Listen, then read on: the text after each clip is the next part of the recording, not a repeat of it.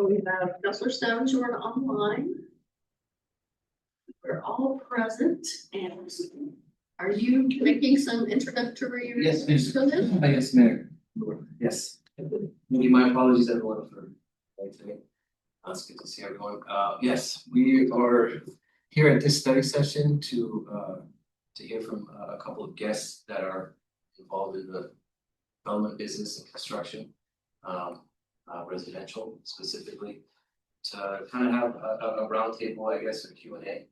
One of our goals is affordability, and part of that goal is affordable housing and what that looks like, and taking a look at things that we can do better, and what a better way to find that out than bringing a current developer who's developing residential homes here in Milwaukie currently, and a Milwaukie resident has been building residential homes in Milwaukie and across Oregon, and actually participated in the contract or did a bid for the contract for the Safe Rest Villages for them. So with the product that he has, and without considering our last meeting when we gave the statistics of how many individuals that presented in Milwaukee and the cost burden, a big part of that was their housing.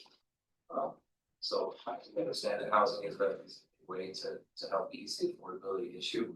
The easy part is just the hard part is finding out how to make it work for everyone to where we can consistently do this. So without further ado, I'll leave it to our guest here is James Stengel. He's a current developer who's doing a cottage cluster with Milwaukie. And Ilya DeTorres, who's a Milwaukie resident, also the owner of ITG Construction, and who has developed and has been building tiny homes, basically, for some of our that could be used for some of our income constrained families and individuals. So without further ado, I don't have any questions in front of me, but I do have some prepared questions to ask before we go into. Yeah, I think we were gonna invite each to kind of introduce themselves, talk about your your background, your experience, and then Joseph is sitting as the moderator today. Yes. So he'll ask kind of a few prepared questions to our roundtable guests, and then we thought we'd open it up for broader Q&A. And these are pretty informal questions, so it should hopefully just put this down. Yeah, sure. My name's Jamie Stengel. I was born and raised here in Milwaukie, 28 in Harrison, where the house was. Been developing, building homes since '92, but been involved in rentals for long before that. I bought my first house when I was in college, Oregon State, and then got a taste of what that was like. And got my engineering degree, worked for Kiewit, they're the company doing the bridge down 205. I worked with them as an engineer for several years, and then got a phone call from my cousin. He says, "Hey, we should be in Portland building houses." Come on, I got a good job. I don't want to do that. I was up in Seattle at the time. Well, about 4 months later, we're building houses and had a concrete construction company that I've been doing that since '92. So this lot that I have is on 40th, between King and Harvey, and we were building a house for some longtime Milwaukie residents up there at Olson's across the street from where this lot was, and I saw the sign go up. I walked across the street and I told the realtor that we were going to buy the lot because we liked the location and bought it. So we tried to put a duplex on that back in '98. And at that time, the city council in the city of Milwaukie was so anti-growth, they didn't want things to change. And we applied for a variance because we were 825 square feet short of the outright use for a duplex, and did all the stuff, went to the different HOAs or the different neighborhood associations, and did all that, met with different people, and it sounded like, oh, this is just a slam dunk, you're gonna get it. Well, we went to the meeting, which was up at the fire department, where the fire department's down. First council lady said, "Well, it looks like you can build a single family house here." I just looked at my business partner, who's my cousin, and I said, "We're done." It's 5-0. And so we just manufactured home on it for 24 years. And when this middle housing came around, I thought, that's an opportunity now where we don't have to go through the variance procedure. And we can see what this is all about. Well, we're gonna put a fourplex on there. And I kept looking through the ordinance and everything at the bottom of the section said, except cottage clusters. I go, what are these cottage clusters? So I looked and I said, oh, that's a piece of cake. This is very user friendly as far as the ordinances went. Within reason, there's a couple things that I like to talk about. So we decided to do this cottage cluster thing, design the property, design the units, and went through all the different requirements. And it worked out pretty good. And I thought, this is pretty cool. But when we got to the point where I went in to talk to planning, they were adamant that they wanted to have fee simple lots. I said, okay.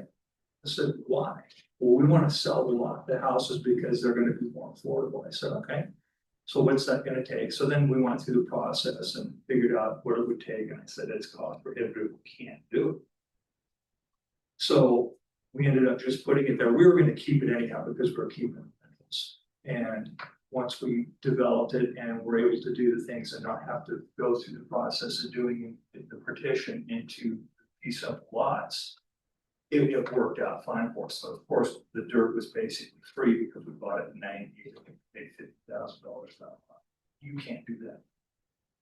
So that's that project. You see what's up there. There's 5 2-story bath and a half, or 2-story 2-bedroom bath and a half. They're about 1,000 square feet just over, and then the single story is about 700 square feet, and it's 2-bedroom, 1 bath.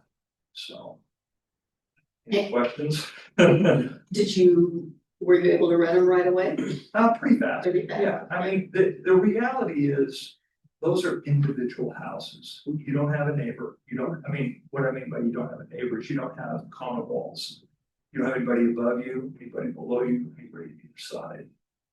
And that's kind of what we've done over the years when we've bought some properties in Portland, rehabbed them, and we always bought single level units because we didn't want the up and down scenario, the stairs. And they're very popular, single story ones. And if I could have put all single story cottages on there to make it cost effective and to be cost effective, I would have done single story units. But there's 2 things that are against you there. First of all, you can only do 900 square feet for a footprint on a single story, and you can only do 1,400 square foot on a 2-story. Well, the 2-story is a lot more flexible, so you can make them a lot more user friendly and a lot more inviting to the people that live there. So that's why we did that.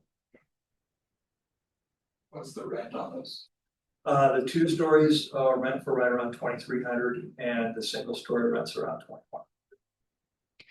They're a little bit higher end, so that's kind of the scenario that we were going with, and you know, that's what the markup was on them, so that's what we run it.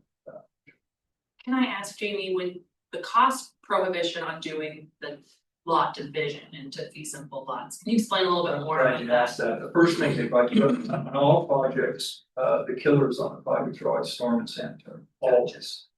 Rarely is it water. And then water is a little bit more of an issue. Do some stuff at Ben because the capacity over there is what's the issue is here. Usually the capacity here in the Portland area, they've sized mains properly, the pressure's high enough, all the things that go along with that. But the first thing that they said to me is, well, you're gonna have to do a sewer main extension. I said, really?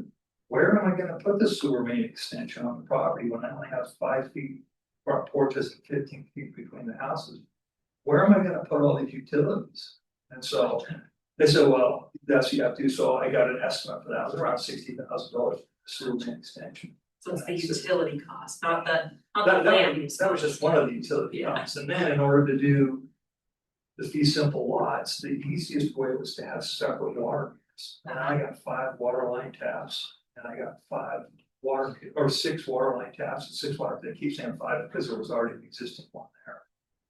And then I said, this just doesn't pencil because we're going to add $12,000 to $15,000 just for a couple of utilities to each of the buildings. So if we're going to keep these for rentals, we can't keep doing this. Because it, you know, I mean, as it was, those those properties without any financing and without any builder's profit, they cost us around $200,000 a door just to build them.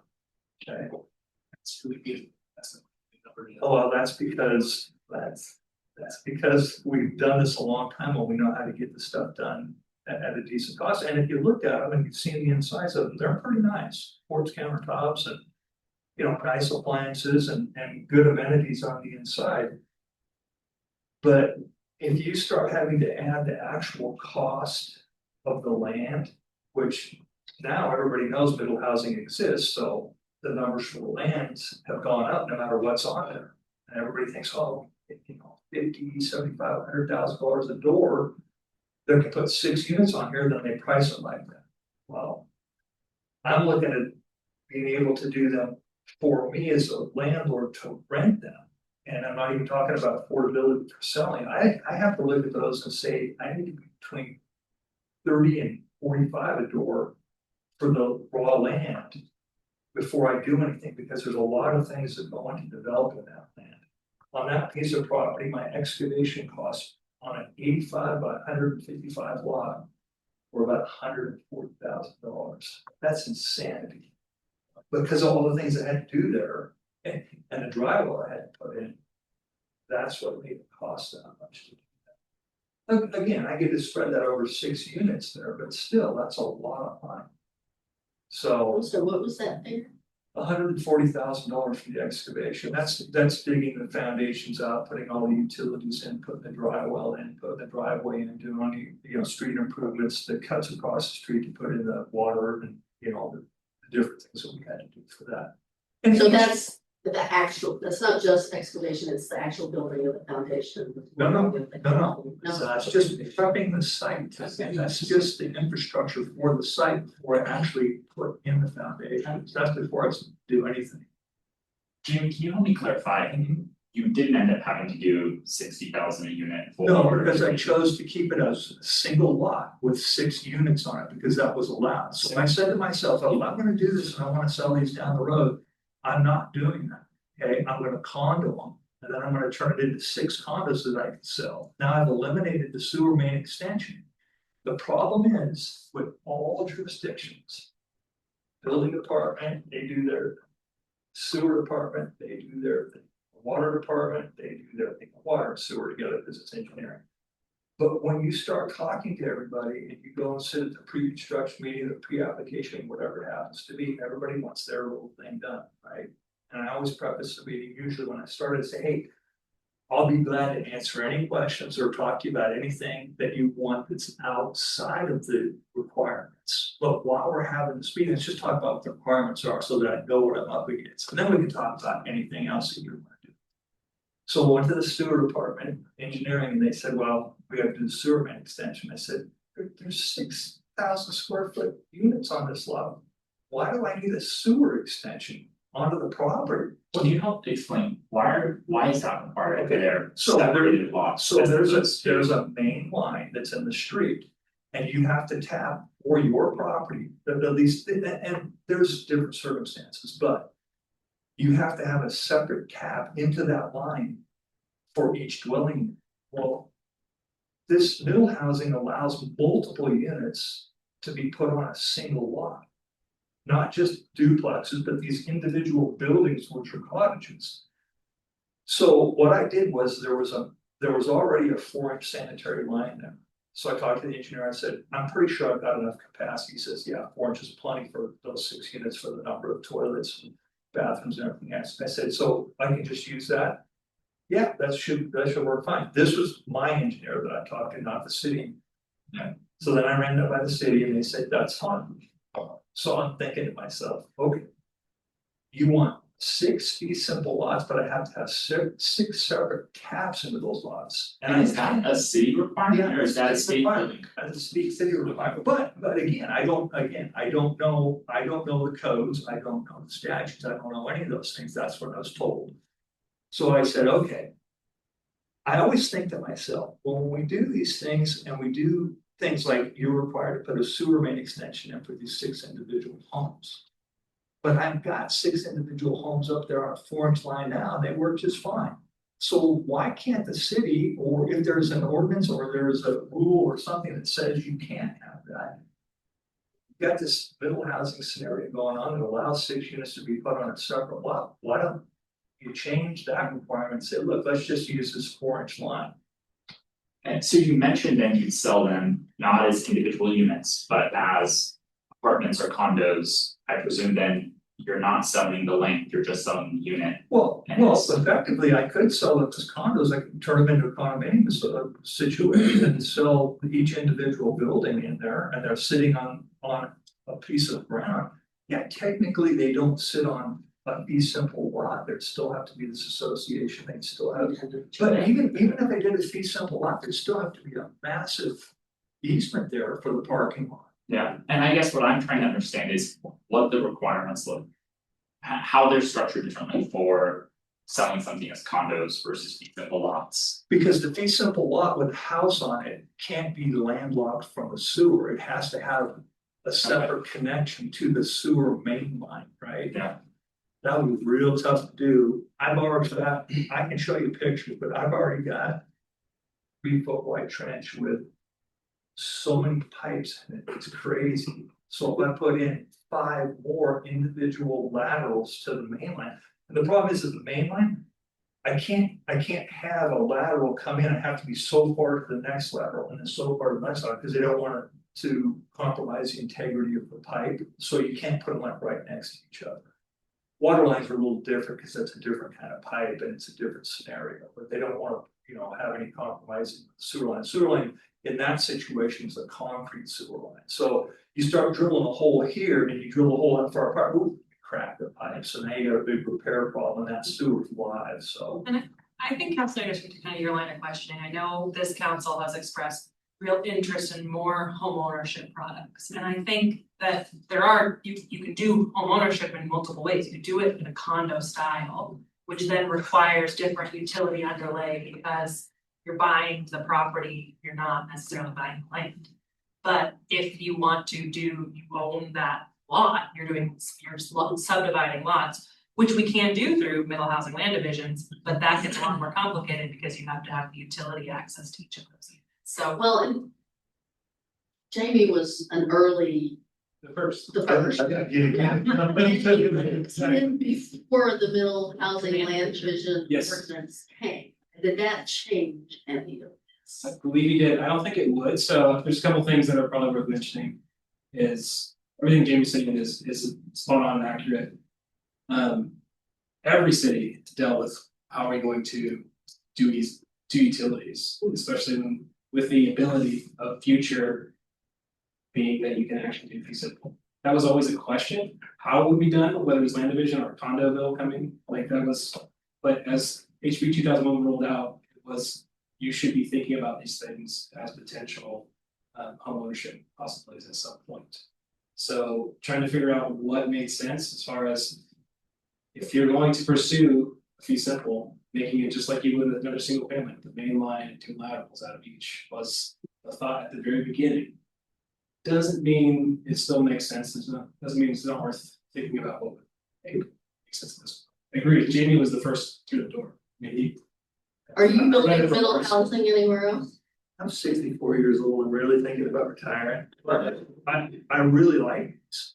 But there's a couple things that I would definitely consider changing if I had, when I was talking with planning, we went through a bunch of stuff and I'd asked some questions and I followed it to the T and I was looking at it, designed it, and said, this is how parking is, and oh, you can't do it that way. So it says it right there.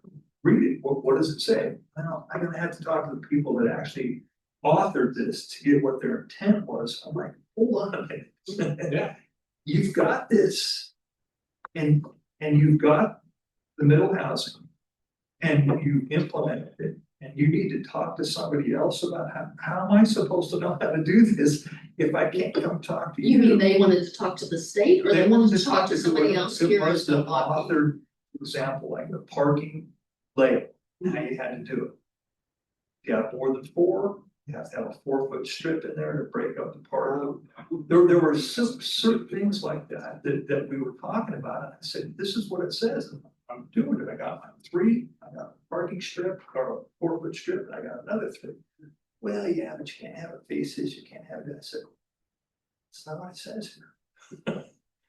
So we ran around on that one and they finally came back and said, yeah, okay, you can do that. There was another one, permeable concrete for the walkways.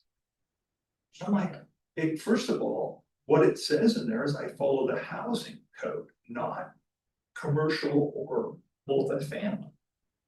And so I said, it doesn't pertain to me, I don't have to put in permeable concrete. And so they came back and said, yeah, you're right, it's residential.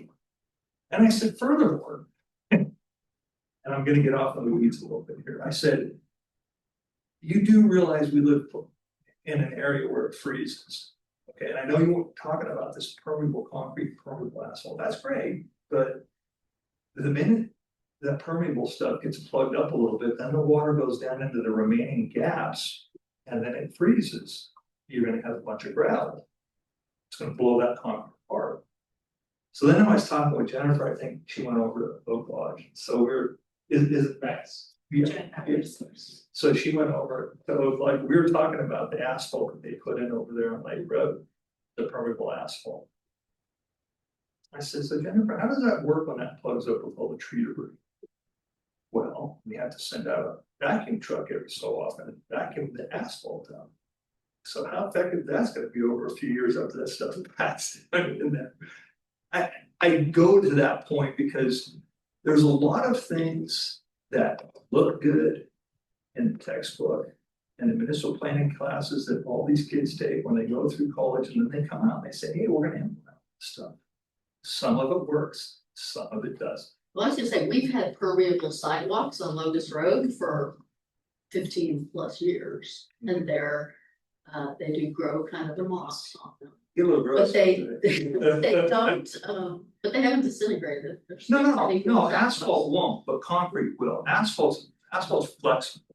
I have an Permeable, engineering background, so that I'm just telling you how, and it happens. I mean, my neighbors go out, they put stuff on their sidewalk, they bought it at, ice melted at Home Depot, and they come over and knock my house, what's wrong with my concrete? Well, there's gonna be gravel, and we'll have to keep using that stuff, because what happens is the water goes in there, or that solution of the ice melt goes into the pores of the concrete, and the crystalline structure that grows in there during freezing, or when that stuff starts to dry out and the crystal forms and the ice melt stuff, it pushes the top of the concrete off. If you look in Bend, you'll see there's gravel patches everywhere where there used to be sidewalks. but they have a lot more Yeah, freezing than they we do. have. But hey, we had 2 days in a row, 13 degrees a year ago. Just keep an eye on time. It's Yeah, this was, devastating. clearly we've got a ton of questions. which- Anyways, I'm sorry, I got off the weeds, I told you. I don't mean to do that. Let's talk about other things. That's- Well, like I say, let's give Ilya a chance to. Sorry. No, it's all fascinating. Great, my name is Elia de Torres, I realized teaching construction back in 2020, so I started a room and wheel with my brother. We saw a need for, of course, during COVID, teachers teaching from home, people visiting and not being able to stay in the house, so we built tiny rooms on wheels, mobile rooms, or micro homes on wheels. Basically what we've developed is a bedroom with a tiny microwave fridge and a half bath. And these were things that we were renting. We had a client though that had an aunt who lost her home up in Washington and had to stay with her here in Milwaukie. And they didn't have space in the house, and she was pseudo under hospice, and they ended up using one of our units for about 3 or 4 months. And then it dawned on us that there's gonna be a lot more people in need that could use these. So 2 of the ideas, you had mentioned that I had done some bids with the city of Portland. We've never gotten a contract through Portland, and that's basically because we build these with code compliance and all the right materials for like a respectable and safe home to live in, or space to be in, versus these tin can boxes that they've got out there in Portland. So ours are much more expensive. Are yours always on a trailer bed, or can you build them as a standalone? We could, potentially, but then you're looking at, other infrastructure as you need to lift them, and move them. One of the things that we thought was helpful, of course, because we were moving them all the time with rentals, the wheels. Also because they're on wheels, they're ODOT compliant instead of Newton code for housing, even though we built them that way.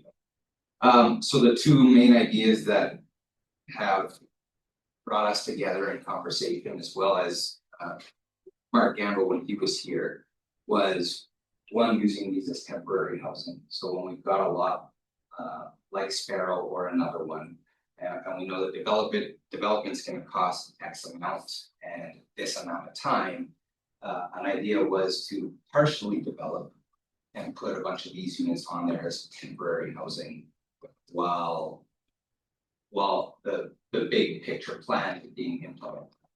And this allowed for people to get into affordable housing faster. It starts building that community of individuals and prepares the greater community for that impact to their lives and their neighborhoods. Kind of like a test run with space. And then as it gets developed and potentially hypothetically there's another property, you can then cycle those units to another space. I'm probably reiterating a lot of things else that I said earlier. The second one was trying to help out fixed income Milwaukie homeowners. And putting these units in their driveways, in their backyards as something that they could rent out, maybe something sort of like a grant fund purchase. This would again provide that affordable housing to individuals who want a small footprint, as well as to support these Milwaukie residents who are living check to check.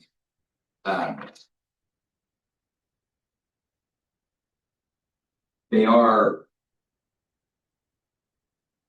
capable of connecting with water and electrical from the home. So that's not a utility that needs brought in. But one thing would be, of course, the sewer connection. So like an RV connection for each of those units. And that would be the one infrastructure item as part of that will grant funded purchase. However that looks like.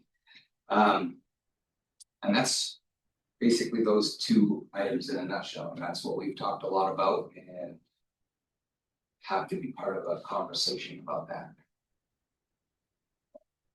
How much, this is your guys' time. If you were to park one of those on someone's lot, like does our code allow for that right now? What are some of the obstacles and hurdles that you have around this? As far as I know, it's like parking an RV. We see it exactly like that. Yeah, it's a vehicle. How many could you park?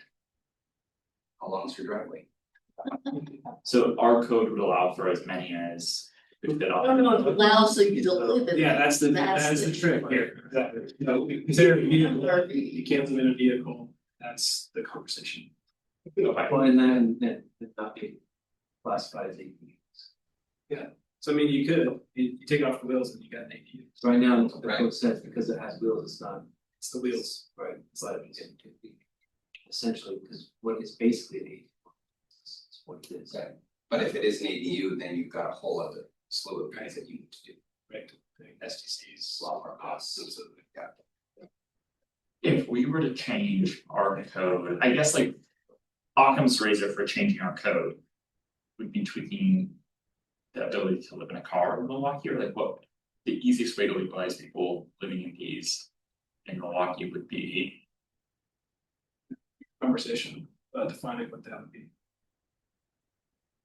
Yeah, that's a big community conversation. It doesn't start with how many people live in driveways. It's a big community conversation. Again, it wouldn't necessarily need to be in the driveway, Right. like right now, That's what we've got a lady up in North Portland who's using one of our units, her sister lost her home in California. We opened the gates at the back of her driveway and it's sitting at the back of their yard. Yeah. And the gates closed and you can see the top 3 feet of And I guess that's what I meant more by ADU, it's like the idea that it's. Look at it from that perspective. It's basically what it is, it's an additional door, it just happens to be a trailer. Right, so, it won't have to just sit in front of the house. Right, and you're providing, as we talked about, we have code established, we're providing it 30% to 0% of income. People that are in that income level, housing for them, right, but realistically. How they got in, developers gonna be able to crack that down. This is a way to still. It avoids us writing code for the sake of writing code to say we just did it, right? This actually allows us to do something about it, potentially. While also providing a secondary income. For people who need it a lot in Milwaukie, right? So you're kind of feeding two worms or two birds with one worm. Can you talk a little bit, Joseph, about what adds the cost once this kicks into the ADU code? Yeah, So it's, SDCs? yeah, Delia already, yeah, it's the utility that goes to SDCs. Okay. I mean, that's probably more than what it costs to build, I guess.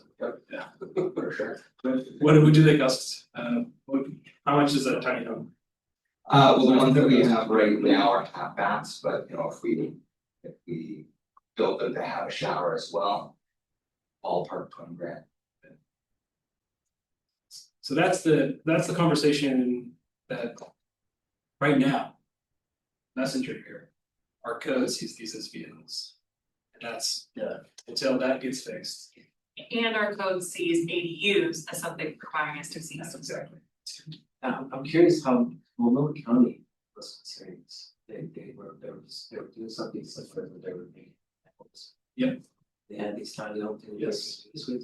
But I think it came down to issues of tenant laws, Yeah. or like who's responsible for certain things, which we county.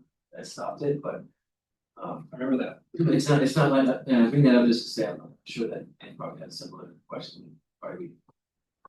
Wise to reach out just to ask them. Some of that variance. So Ilya, are there other municipalities who are allowing this living in your kind of units? I have no idea. Yeah.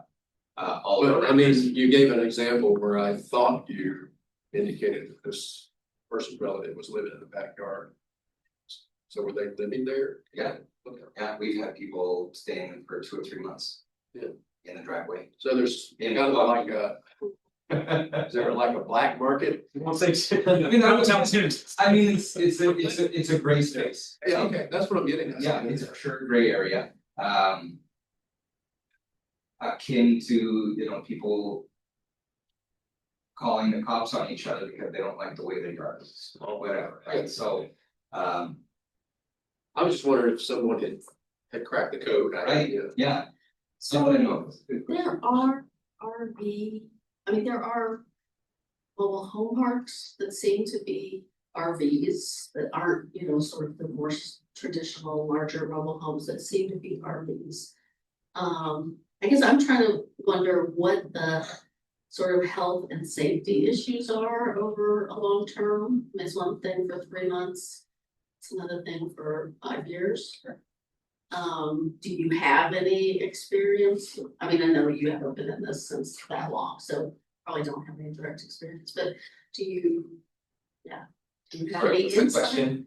So when people live in an RV, you know, let's just equate it to an RV, but it's in an RV park, so it's got a sewer disposal presumably. I mean, is that pretty good, it's pretty solid, and it lasts? You know, I've done, with my construction company, I've done some remodeling and some repair work on mobile homes in some of those parks. They respect their space just like any other homeowner. You know, you've got 1 out of 100 that treats their space like crap, and the rest cut their grass and make it look beautiful. You know, I don't think they're tied together. RVs equal bad behavior or Well, that's one question, and I do think or sort of lack of safety code standards. enforcement and bad behavior is one issue, but I'm thinking more of sort of the durability of the waste system over time, right? Like an RV is built, assuming people are gonna be in it, you know, 6 or 8 weeks a year maybe, and not living in it year round, so. To be honest, I've never had an RV connection put in, I've only done the lines to meetings, things like that. I don't know how different they are, if it was like an ADU, I mean. The connection is just as sound, it's ABS pipe, it's gonna be just as good as a home connection. So you're saying for the units you build, it's the same as an ADU, the connection to sewer? Hypothetically, yeah. Yeah, I mean, we just got a waste line on off the bottom of ours that connects with whatever we want.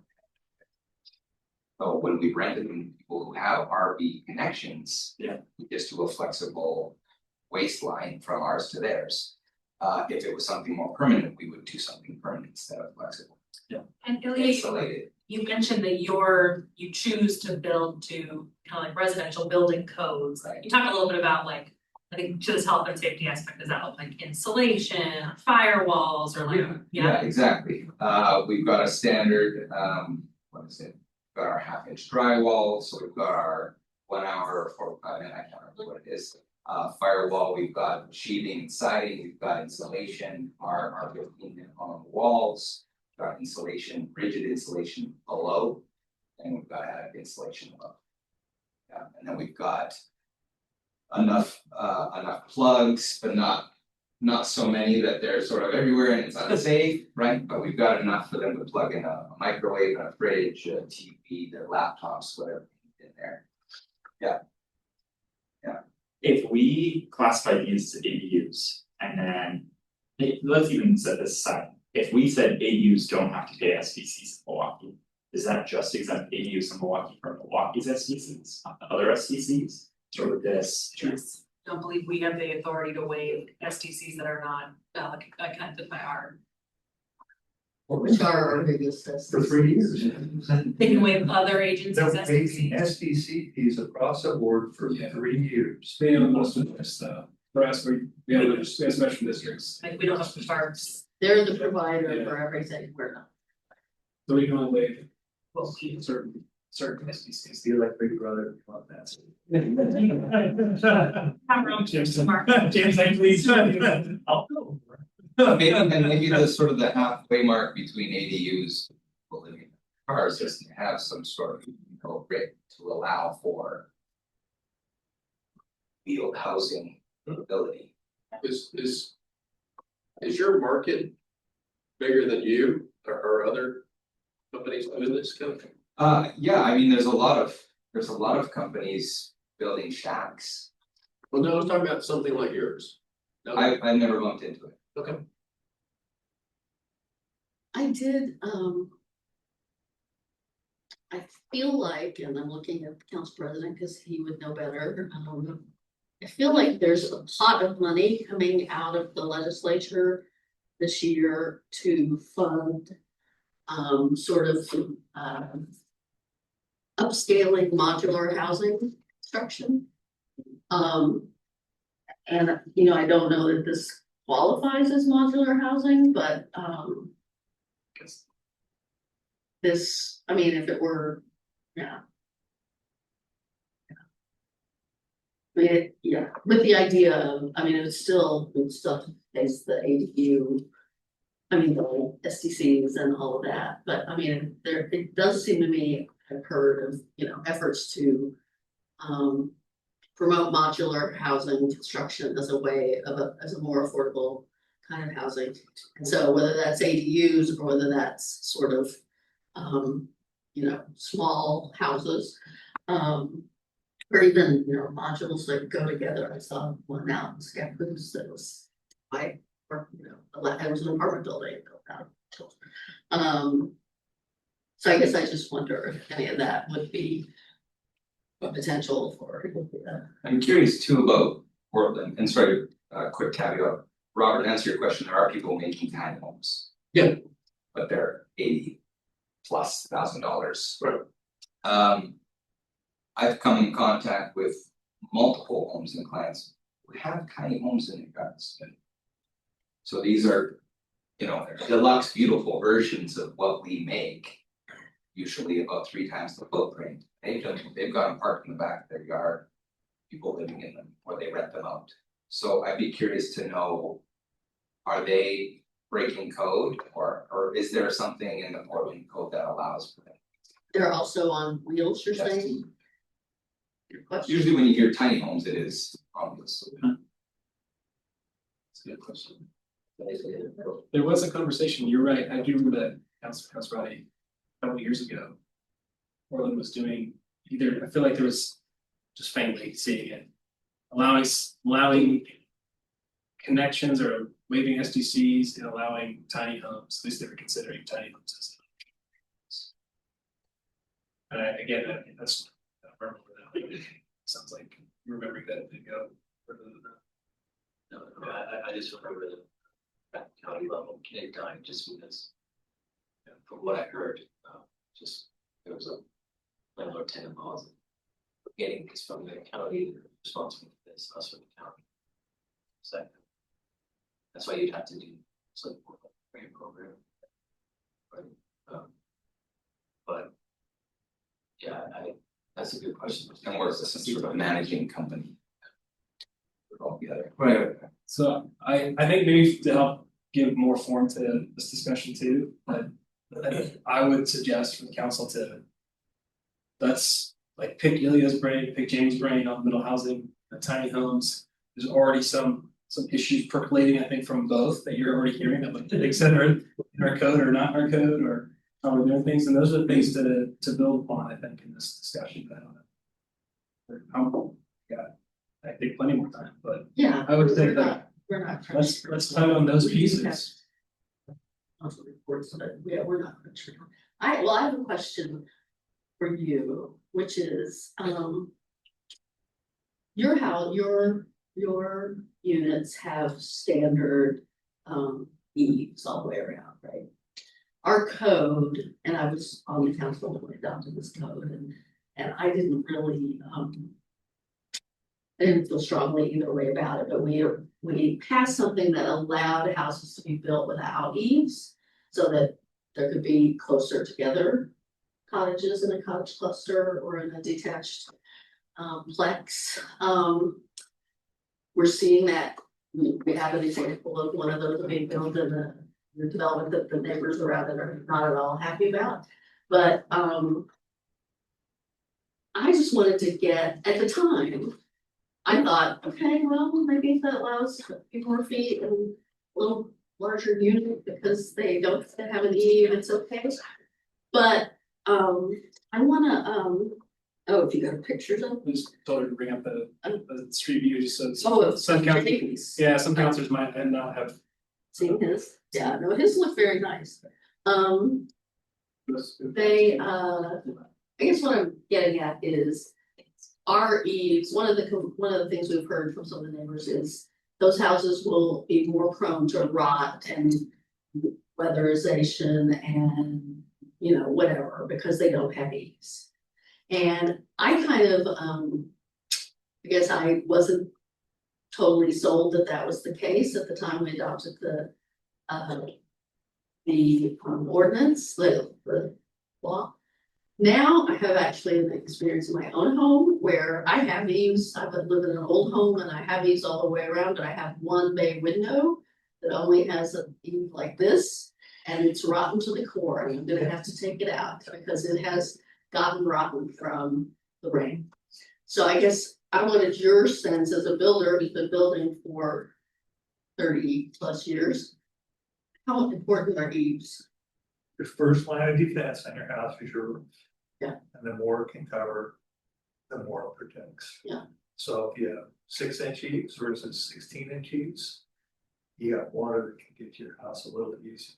And if it gets to the top and it's not called properly or flashed properly, it just go right down the wall. But that's usually not the case. Usually it's the quality of construction. You can build a house that has 6-inch eaves and it can withstand that, but it has to be done properly. And it has to be maintained by the home, so. When we have with no eaves. So, No eaves are tough. yeah. I mean, is it something that is? Well, yeah. I mean, it's definitely doable, Let me expand on that a little bit for you though. No matter what you do, the city, years ago, the city process, we don't want snout houses anymore. I understand why, they're kind of not very attractive. But the minute the city gets into house design. And they put in a requirement in there, you gotta have X amount of gingerbread things on the front of the house, you have to have eaves, you have to have porches that are a certain size, you have to have differential in your roofing, you have to have setbacks, bay windows, and you have to have 6 out of the 20 that they avail. It gets a little complicated with planning people, and it just gets real complicated when you start adding all those things. And I'm assuming you said that they removed the requirements for the eaves? Yeah. I mean, I think there's an eave in front, but there's not eaves on the sides where the. It's been my experience since I can remember watching people build things. When things are built that people like the look of, and I don't know how to say this properly, but they tend to get taken care of better when they look good to start with. If I have my job clean, when a subcontractor comes, he tends not to leave a mess. So my point is you want a nice looking product when you're done, and you want something that people want to be in and they want to take care of. So if you start allowing eaveless houses, they're kind of funny. Another They question. don't look like everybody else's houses either, so. Yeah, no, they do look good. If they, so I wanted to ask you about your houses. You own them all, so maybe when they need upgrades, you're gonna upgrade them all. But when they need a new roof or when they need a whatever, but say they were parceled out individually. And then, somebody didn't take care of moss on their roof, and so they needed a roof sooner than other people or whatever. Is it gonna be hard to do that kind of repairs to these houses because they're so close together? No, these are not close together. Now, I'm glad you asked that question, because the reason you can put houses closer together, there's another thing that becomes an issue. It's called firewalls. Okay, so the closer you make your houses, there's a code that says you cannot be any closer than a certain distance, or you have to go to another level of fire retardant, right? So I built those specifically so that the ends of my eaves were far enough apart where I didn't have to build that special wall. Plus, because they're a little bit farther apart, it makes access to the roofs a lot easier. If you look the way I positioned the roofs, the gables are front to back. And there's only 5 foot offset in the back. There's a 5 foot distance in the back for the setback. It's very difficult to get up there, but it was done, and the siding was able to be put on. Painting's not that hard to do. The roof can all be done from the top, and because it doesn't have a slope going toward the back and it's towards the sides, it'd be easier to do. And I designed it specifically so that those roofs are a 5/12 pitch, very simple roofs, very easy to maintain, very easy to repair. The problem with all asphalt shingle roofs are trees. They are the nemesis for asphalt shingle roofs. I could go on and on about this tree ordinance that the city has. It is so overbearing, it's unbelievable. But the reason I bring that up is I've got an asphalt shingle roof, and you brought up the moss situation. Moss on roofs comes from the trees, okay? So what happens with these roofs is they're supposed to last between 25 and 30 years. But if I have trees surrounding, I'm gonna get about 12 to 14 years out. And I gotta tear the roof off. Unless you maintain it. I maintain mine. I was gonna say, I have a 20-year-old roof. A under my lot of trees. people, we're talking about affordable housing. A lot of people that live in their houses, you can afford them now. They don't have the ability, elderly, whatever, to get on the roofs and sprinkle the moss killer on. Then it becomes an issue because now the moss killer's bad deal for aquatic animals, which it is, but there's a give and take. You have your tree ordinance that says you gotta have all these trees in this canopy, which I'm not opposed to that at all, but you trade one thing for another thing. So the tree ordinance is one of the killers of these projects for me. I'll go look at a piece of property, it's got a bunch of fir trees on it. I just keep on driving. I had an 8-inch diameter mimosa tree on that property that the tenants planted before I got, before I decided to do this. One 8-inch tree, I had to pay $4,000 for the right to cut that tree. And then I had to provide 40% coverage. I only get 75% of the value of that coverage, so I have to plant about 30% more trees.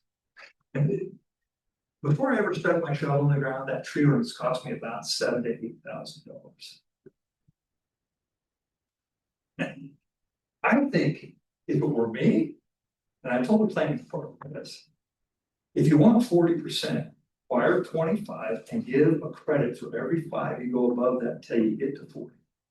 Get rid of that fee that you gotta charge to protect the canopy, because if you want this densified infill, you can't have that and the old growth tree coverage that sits on that lot. Well, how can I do it? I gotta go like this around those trees and I can't put any units. So I don't know what the solution is there. I understand the tree thing. I get it. I would never have built that without landscaping, and you see the trees that I put on there and all the shrubs. They're all over that lot, but I only have so much space to do it. And now if you look at it, those trees, even after a year, are much bigger. All the bushes are much bigger back there, but it's just, that tree ordinance is something else. It's the worst one in the state right now, by far. I'm gonna stir up hornet's nest a little bit more here. But in changing the topic a little bit, but also staying on it, is Jamie also parked this? Yeah, he put parking. He put parking here. Yeah, This is not he did. necessarily. Well, my comment again to the planning department was, and I don't know if you guys have the ability to change that. But if I'm gonna put these infill projects in it, when I wanted to do this, I wanted to do the duplex in here, the guy to the right was an airline pilot and he went nuts. And he told me, got in my face and told me, this is a community here in a neighborhood that we think it's on the upswing. And if you put that ugly thing in there, I said, did you look at the one I built over there at 37th and Jefferson? This is gonna be fully landscaped, fenced and well maintained. What do you want? It's an empty lot right now. So we had that discussion. And I talked to the planning department, I said, or the planning, and I said, so you're allowing me to put in a minimum of a half a parking space per unit, but no more than one. And I'm putting in 2 bedrooms in every one of my units here. Most people are gonna have, in this situation here, actually, I got a bunch of couples that live there right now, but if I had roommates, most of them would have a car. That's potential for 11 cars, well, 12, because the front unit's got 2 bedrooms too. Where's the other 6 cars gonna go? Yeah, well, at the time you built, we could require half, we can't even require the half. I mean, like, he was telling me that they just changed it too, so I just said to myself, man, the neighbors are gonna get pissed off, and eventually, when there's a lot of double deep lots in Milwaukie, they're all over the place. And if you start putting 4 or 5 units on every one of those double deep lots, 40 years from now, none of us are gonna care, but 40 years from now, there could be some ugly situations for parking in neighborhoods where it's just, I don't know what's gonna happen. But people don't live in Portland to not have a car, because within an hour and a half, 2 hours, you have 5 distinct climate zones, more than that actually. But in order to get to those places, or the reason people live here, the reason we stay here, you gotta be able to get there. And there's no public transportation that I see in the near future that's gonna be able to be consistently taking you to the beach or the mountains, so the high desert or the Willamette Valley or the gorge. That you're not getting rid of cars, let me put it to you that way. Even though you're allowing things to be built with no parking, it's not gonna stop people from having cars. They're just gonna spread out, go all over the neighborhood, and they're gonna walk 3 blocks to get to their house. So I'll bring that up because not only is it partly what we're dealing with in some other neighborhoods, right? But also just in the tree conversation, obviously adding parking to the site disrupts and gets rid of more landscape. That's the problem, they're mutually exclusive, you can't densify and have trees, you can't have trees if you densify, so I mean, there has to be a happy medium. Joseph and or Jamie, can you talk a little bit about what makes a cottage cluster versus a detached plex? Because we have heard a little bit from some folks who are living next to a detached plex, that if it was a cottage cluster, we'd be much happier. I'm not. That's a great question, and then you probably would know more of the specifics about it. It's most of the design, I mean, you can see the specific design, they're all toward each other, they're towards the court. A courtyard. That's one of the main differences. I have a question about it. So if you had a skinnier lot. In Portland, they allow you to use the entrance as the courtyard area. So they all face that courtyard, they don't have to face each other, but it specifically says in the ordinance that they need to face each other. Yeah. So That's how do you get choice. around that? Yeah. That's something we can talk about that. Is that a site specific kind of thing? Sounds like in Portland, yeah. Yeah. I mean, I don't know if our. Yeah, it's interesting. I mean, Actually, it might just say that it has to face the courtyard. Yeah. I think you're right. Yeah. So they have to have that kind of common space. It's all design elements. Yeah. It's designed. Which is really cool, I mean, that's a pretty cool project and the community there, I mean, the people that live there, they absolutely love that place. But I don't know how I do it affordably, honestly, I mean. It's kind of an oxymoron, because if you talk about affordability and then I spend. $200,000 before I start building the project on an 85 by 155 lot, I don't know how I can ever get affordable. If you've got an insight for me on how I do that, I don't know, I mean, you made the comment earlier, I've taken the cost of those things down about as far as I can go, short of going with the tiny scenario. I mean, I can take the units down smaller, but the problem is there's a lot of fixed costs that you can't defer by shrinking the size of the unit. I just can't get away from it. How much do you think how much would those be for sale? If you were to sell it, what would you need to sell it? No, I mean, I do this for a profit, so I maximize what I can sell it for, but those units will sell for 400 plus. Okay, again, I'm very sensitive to the affordability portion of it, because the first house we built was $100,000. I can barely pay my SDC fees on most permits now for that. And that was in 1992, wasn't that long ago. So we've gone from there to this, where I'm spending that kind of money, more than that, just to get the site ready to build on. So what it ends up being the total cost per unit? Right? About $200,000, that's my cost. That's your cost. That's my cost, that's no builder's profit, that's no financing, that's That's a straight cost. that does include the SDC fees, but and the remember, land. I got one SDC fee because there was a building already on there, a manufactured home, so that was really only 5 SDC fees that were included in that. And I figured out ways to get around doing stuff, like I didn't put 6 separate water meters, and I put 1 large water meter. I put 1 sewer connection, I didn't do 6 because it was already there, so I saved a ton of money on that. However, I did have to put a $30,000 drywall on there, and I keep all my water on that lot, every drop of it. As a matter of fact, I take 11 feet of the city's property and drain it back into that ground. And you know what I get to pay every month? Storm sewer fees. That absolutely drives me insane. I shouldn't be paying those, but I haven't had a discussion with anybody in the department yet, which that's on my agenda to do. Actually, that's a problem.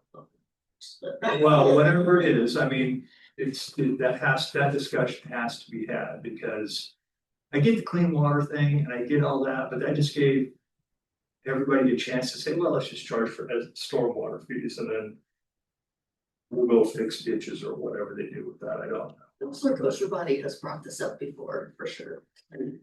Yeah. We are actually having a stormwater master plan, yeah, that conversation will come up in the. I was not allowed to hook to the stormwater, which is in the street right there. Nor was I for building house ten time. I bet you're paying storm sewer fees every month. I am, and it didn't work. Yeah.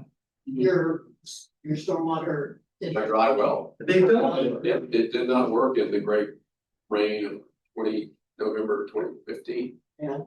You're back in. 3 leaves will go in that pipe and plug your whole storm system. Unless you have The house was 2 months old. That's how it happens. You have to have leak catchers on your downspouts and everything. Alex, wasn't big enough.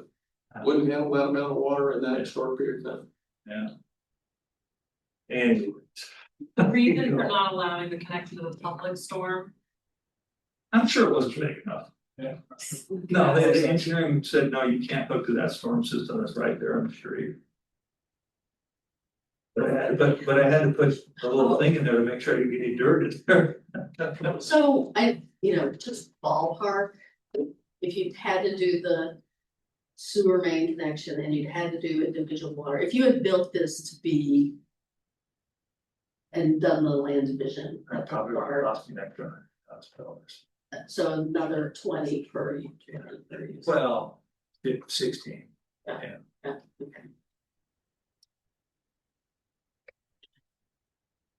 I mean, I'm gonna pat myself on the back. You're not gonna see a whole lot of them built like that.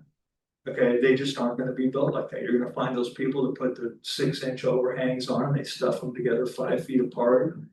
They put an extra 3 units on that lot. There's 9 parking spaces instead of 6. That's what's gonna happen. Because the land cost is too much and the SDC fees are crazy.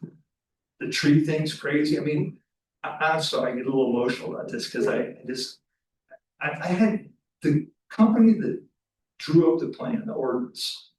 I said, okay, who do I have to get to draw up this plan? You have to have a plan before you can even go build. So I hired them. She sent me a plan with 67 trees on it. Look how much space I got there. Yeah. 67 trees. I said, are you serious? I drew up my own plan and sent it to her. I said, please stamp that for me and I'll give it to the city of Milwaukie. So she did. The engineering department says, well, you gotta have an engineer design this. Look at the size of that lot. I've been building for 33 years. I don't need to do this. There's no engineering that needs to be done there. So I had the engineer brought up $26,000 I spent. I got the engineering plan. I said, Tom, did you even come out and look at the site? You do realize that the street slopes this way, but that lot's lower than this lot. I redesigned the whole thing, and that right there, what you see, is I designed that. But the city engineer at the time, Steve said, no, you gotta have an engineer design draw that for you, so we'll draw that for you. I said, why? It's not that big a lot. I said, if it was bigger, I'd think about it. If it was steeper, I'd think about it, but I don't need it. But I did it just to get it, so I could get it through. The city didn't tell me, and neither did tell Tom, that I didn't need to do a hydro analysis for that tiny little lot. I know how many square feet of roof I have and how many square feet of asphalt I have. It's less than 10,000. The city should have said to me, you can do the simplified method for city Portland. There's $6,000 spent by engineer. I told Tom I'm not paying you that because you should have done that too. I guess the point I'm getting to is one of the toughest things to do any project is when I go to look at the dirt first and I say, okay, this is awesome. I love this piece. Then I make the offer to the owner and they say, okay. Usually you got to close sometime between 90 days and 100 days. If you get lucky and can talk them into it. So, okay, run down to the city and I'm going to get my answer. No, you have to, and I understand, well, you got to draw up something for us, which is not that big a deal. I can sketch something up real quick and get it to them. Well, we only have meetings once every second Tuesday or whatever it happens to be. And the next one we have is 3 months from now or 2 months from now. And I don't even know what I can do yet. I think I know what I can do. Been doing it long enough, but then I go to the meeting and I find out we can't really do that. You can do this, whatever. Okay. Now I've already spent my $400,000, $500,000, $600,000 on the dirt, and I can't get what I need to get. now I'm in trouble. So I don't even look at a lot of properties unless I know this one is unique because I've owned it for 20 some years, 27, 20 years. So I knew what I had. And I knew where I was at, so, but it still took me almost a year from the time I started designing it to where I could stick my shovel in. I go to Clackamas County, it's 2 years now. Really? It's getting ridiculous. Is unincorporated Clackamas Yeah. County around us? I went and looked at a piece of property up on the hill up there on Norma, above Thiessen up there, was gonna do my personal home there. And I went to look at it, and they said, well, no, you have to design that so that it, can take the density, I understand that, so I'll do it, then that'll be the future development part of it. How long is this gonna take? Well, it's probably gonna take about 2 years. I said, what? Is that delays in how long it takes talking to the planners or departments, or like where? You've taken a house through, but when you do a development, it's a whole different animal, okay? Because now everybody has to get involved and everybody has, like I was explaining, you go into the meeting and you say, hey, just tell me what I need to do, and then we'll talk about all the stuff you want to do after the meeting. They come in there and there's all kinds of stuff they talk about, but you can't get those meetings set up for a while. Then there has to be all these studies done, and then you get the studies done, and then so a lot of drainage. What I was saying, storm and sanitary are the two killers. Well, if you got a storm issue because you're on the side of the hill and it drains to a creek, man, that takes forever. Are those state building code requirements, or those? I think a lot of them are land use things that are state driven. But like when I'm just going to buy a separate lot though, and I wanna come in and I wanna get the answer. Yeah. The process is in place, but it just takes too long. I mean, when you turn your plans in, they have 3, 4, 5, 6 weeks to get back to you to tell you whether it's even complete or not. Well, somebody should be able to intake that plan and look at it and say, nope, you're missing this, this, this, and this. Yeah. But I don't get that answer back for 3, 4, 5, 6 weeks. Then I take it back to the designer, we change a few things, takes a couple weeks there. Then I turn it back in, then they have another 3, 4, 5, 6 weeks to get back to me. It's usually within the last 3 or 4 days they get it back to me. I've burned 3, 4 months doing that process. And the city sends it out to a third party to have the building ready. So they don't even have to do that portion of it. But Maybe this is for staff. What's like the staff perspective on that? What is, There's a queue. and then a lack of, we need more FTE doing this work, or like what is? Well, and he was going through when we had fewer FTE. Yeah, Right. and to be fair, it was the first. Yeah. Cottage cluster that went through. I also- And I was I understanding. don't take any offense to this, by the way, like, I worked in many cities, this is not unique here. By any stretch of the imagination. Thank you, Jamie, for being the first to go with this, because this was also, I don't think we fully defined exactly the perfect system for every type of mental health product that comes through. The state can give us a bunch of like, here's how the system, the storm system needs to be, this is how connections need to look, that's all city by city, and that's all trying to figure out proportionality and trying to make it seem like it's the intent of the law was, whatever you do for single family, you need to do this, but there's 6 units on this property, it's a little different still, so. So exactly. trying to figure out some of that, it's been part of the frustration of finding with a lot of middle housing developers and city staff.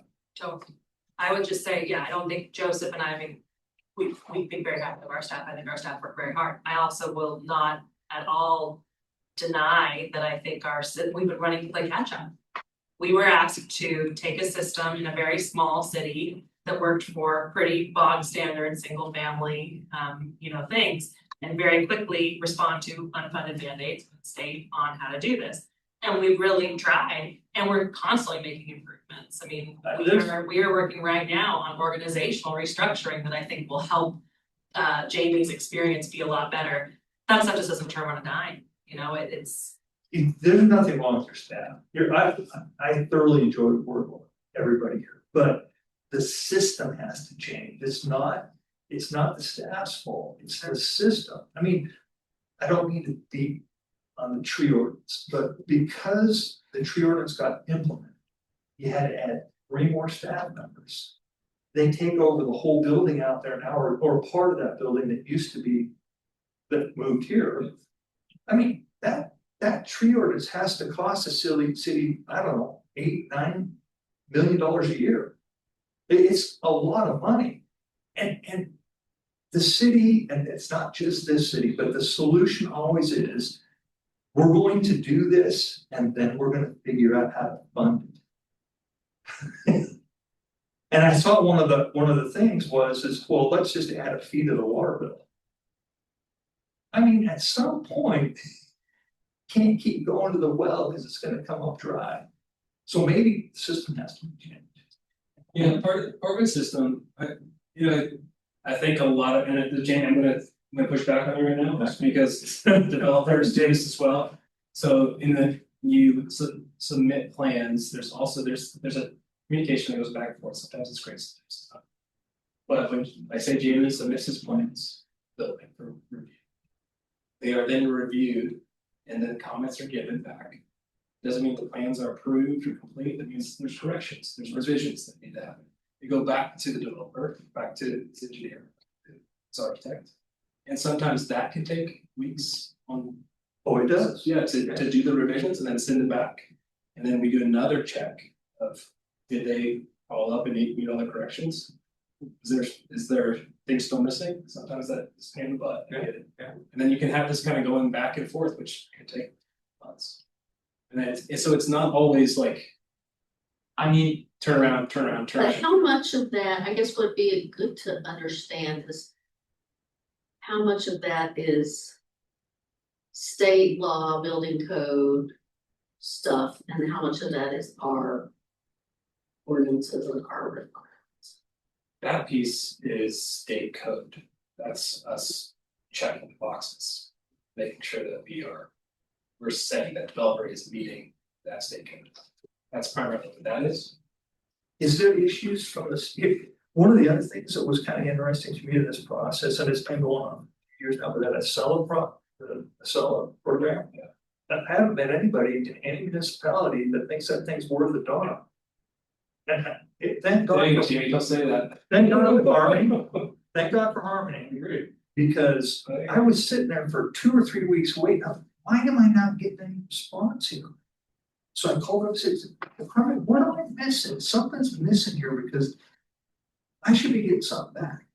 Well, you haven't turned in your subcontractor applications for your HVAC or plumbing and electrical. I said, yeah, I did. Well, you can't do it. They have to do it. I said, hold on. This is all. So we got through that fiasco, but I never was notified in that 2 or 3 weeks that that's all that was left to do. I kept waiting and waiting and waiting. And I'm going, okay, I'm done waiting. That's a system issue. Yeah. Totally agree with that. It's not just Milwaukee. Yeah, I know. West Lynn's just as bad. That's in the sell software. It's her motto. My face is getting red, isn't it? So yeah, let's try and wrap it up in the next 10 minutes. Do we have other questions? Any for Ilya? I'm available anytime you want to call. Feel free, you got my phone number. Anybody wants to call me and ask a question on any of this stuff. I can't help you with the affordable housing thing.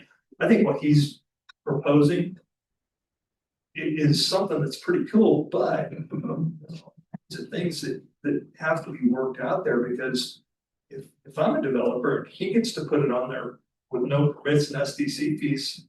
I'm not just rolling over. Yeah. You know, Well, I mean, but the difference is he's not doing it for a profit. you just do it. You like to do it. Yeah, I mean, fine, that's not the problem. But that's not, right, like, he's not trying to maximize his profit. Most developers, the goal is to make the most money they can. Well, that being said, you have to understand the market tells us what we, so I can't just go put a price on a house and it'll sell. It's too high, it won't sell. Yeah, right. The thing that you're fighting here is you've got this over here, we're trying to help people out that are on fixed incomes and everything, I get it, but then you got this other thing up here called the free market. How can I get to there? When everything I'm doing over here is based on SDC fees, the tree ordinance, all all these different things. You can't just say, hey, can you provide affordable housing over here, when the only solution is to do it this way over here, there has to be some mix in there, somehow we have to get to that. I mean, we have to make money, but you just still have to pay. To me, this whole conversation is about options. We don't always make all the money, sometimes we lose. Okay, I wanna tell you one more thing that is frustrating to me, because sometimes it seems like it's us against them. Had city engineer come out when I was doing that 37th project for the duplex over there, we were talking about a dry well, and he says, well, hey, you have to sign your letter of remonstrance for street improvements. I said, what's that? I didn't know what it was. He goes, well, if anything ever gets developed here, the sidewalks and street improvements go in, you pay for your share. I said, oh, excuse me? He goes, well, yeah, we got a new planning director, or whatever he said at the time. He says, and he doesn't want to burden the end user. And I said, excuse me? He says, well, yeah, you're the developer, you make all the money. I said, pardon me? I said, let me put it in a different way. Let's say that I build this duplex and I keep it forever, pass it down to my kids, keep it forever. Who's the end user now? Stumped him a little bit. I said, that's the problem. I said, I come in here, we want to do something, and it's always us against them. We are them. All of us are the community.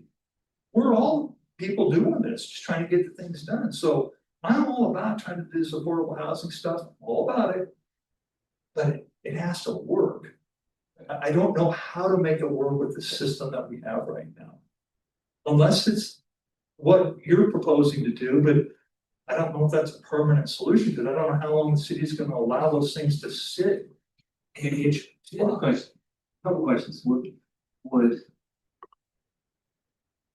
waiving the SDCs help? Of course, it wouldn't help. But that wouldn't necessarily drive you to attempt it though, right? Because that's not enough. Well, I'm not sure what you're asking me to do when you say attempt it. Like say when waiving SDCs entice you, incentivize you enough to build affordable housing. Here's where I'm at with that. I don't know what the definition of affordable housing is, because I don't know. I don't see any possible way to get to a much lower number. So it is me building a house at cost plus a very, small markup to do the work, because I've done a lot of practice and I don't need to do anymore. If I did that, could I ever even get to the number that quote works for the income levels that we're talking about? I don't know if I could do that in today's economy and where we're at with prices of land, with all the things you have to do for improvements like the sewer line, main extensions, those kind of things. I don't know if I could ever get there. Well, so you told us these, you've done them as sellable lots, will cost you, say, $220. So if you made a 20% profit on that. Well, let's back up. 200 was building it on a lot that was basically free. Now we haven't included the dirt. Okay, so the dirt was another 5,000. Excuse me? No. Maybe 100,000. Well, in this case, it was 5,000, right? You told us you bought it for 30,000. For 52. Okay, 10,000. So let's just But- say but- 250. but- Let's just say 250. But Make it easy. that dirt doesn't exist anymore. That's a unicorn because I kept it for 24 years. Fair enough. Okay, if I go out and buy a lot right now, there isn't a lot out there with a house on it, because basically there are no empty lots to build on. So if I bought a lot with a house on it, I mean, The mayor's just trying to give you a feedback. there's nothing less than Yeah, 400,000. Yeah. I'm trying to get to, is there not affordable housing like certified affordable land trusts, but if you built this, let's just even say 300,000. Yeah. Okay, 300,000. You made a 20% profit, that's 360. Yeah. You told us you would sell them for over 4, so that's not. And I gotta pay the real estate commission, and I gotta pay the title company, and I gotta pay my financing costs. I mean, you're gonna be well over 400 so that I can make that 60. Well, it's also, what we're describing here are two things. Yeah. There's, the mayor's thinking at like, the base costs can only get so low, which is the geometry. That's right. But there's also the fact that the market is willing to bear stuff that is outside of what we call affordable. Like the fact that people are willing to pay 400 plus for these units. Yeah.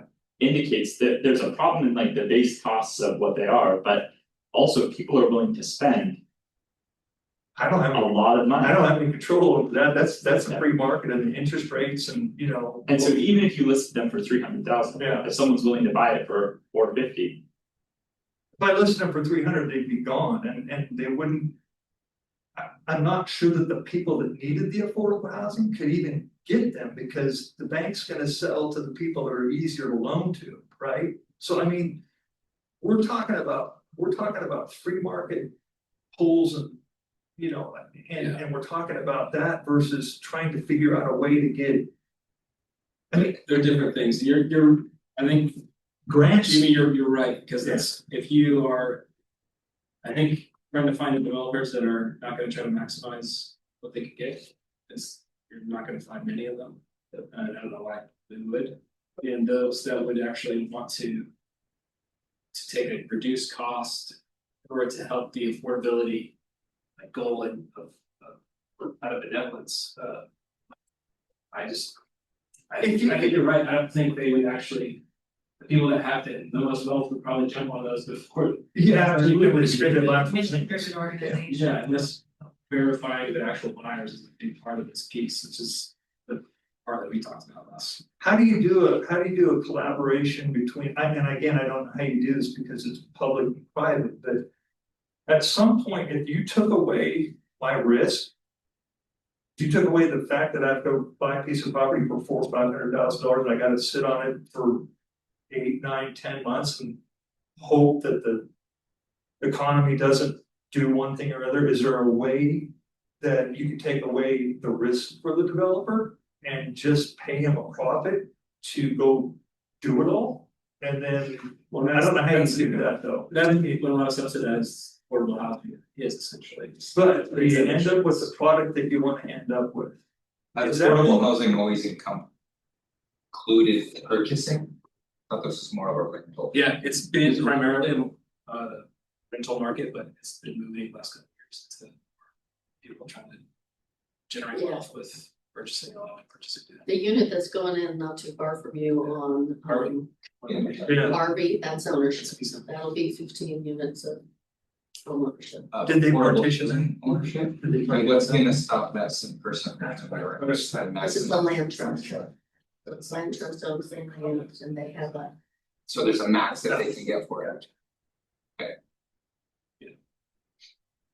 I have a few kind of like loose ends that I'd love for us to think about tying up and thinking about. One, I love you've had this conversation. It happens with affordability month. I think this is a good primer for a lot of what we're trying to do in affordable housing.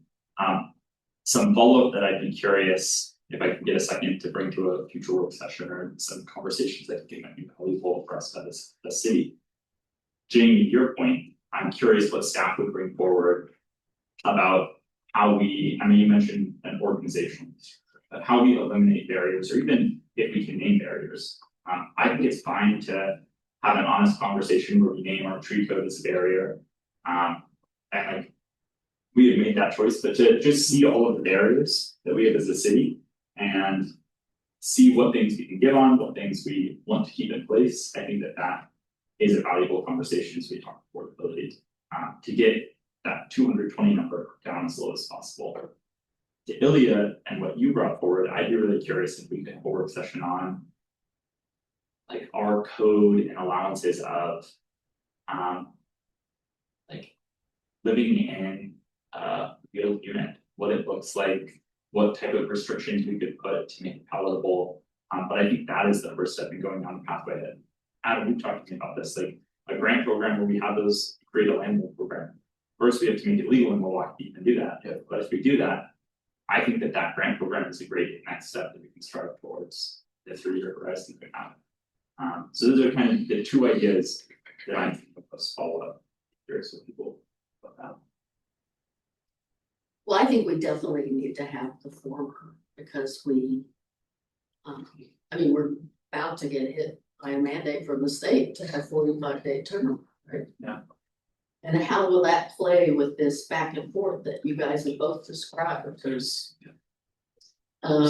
I think we're gonna have to identify. Are there stages that, we can do without, or are there barriers that we can fix by code or whatever? But I mean, to the extent it's the same building code, it's like.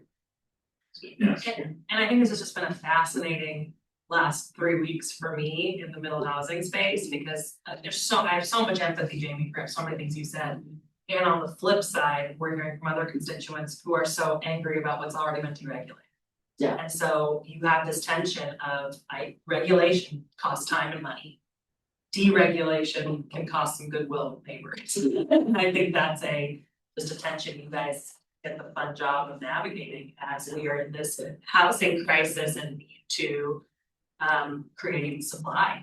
And I think as staff, we will always look for ways to be as lean and efficient and effective, but we feel the heat on both sides. When the regulation asks happen, we have to figure out how we're gonna staff and implement those. The deregulation, you guys have seen some of the emails, we feel the heat on that too. I think one thing that would help, just from my perspective, when I bring in a set of, first of all, it's tough because you can't do face to face anymore, so you have to do everything electronically. Sure. But if there was a way, and I don't know when the 45 days starts, because if you don't do the intake, you get the 45 days once you take the plans in. Okay, good question. Okay, so that's all I'm saying too. Let's get along. So if I sent my plans in and everything, if there was a way to do a quicker turnaround on the completeness, because it takes a long time to get the completeness and everything. You got that, Yeah. then I could get to the point where I can bounce a couple times and then boom, I've given you what you actually need and you can use it to process. Now I don't have to go, oh, did I get them that, did I get them this, I forgot that, I hear you, Jamie. And I just kind of being transparent, Harmony, we mentioned Harmony, our fantastic permit coordinator in the building department. Gets 100 emails a day? And that's not an excuse, it's just I'm prepping you that there may be some asks coming too about right sizing capacity in our staff side. So that we can, as the more complex applications come in, that we can make that commitment like that. Shouldn't that help you on the backside once you get the plans in and now we don't have to guess, are they complete, we just push it through. Yeah. If there's some way to get that piece taken care of, and you have your electrical plug.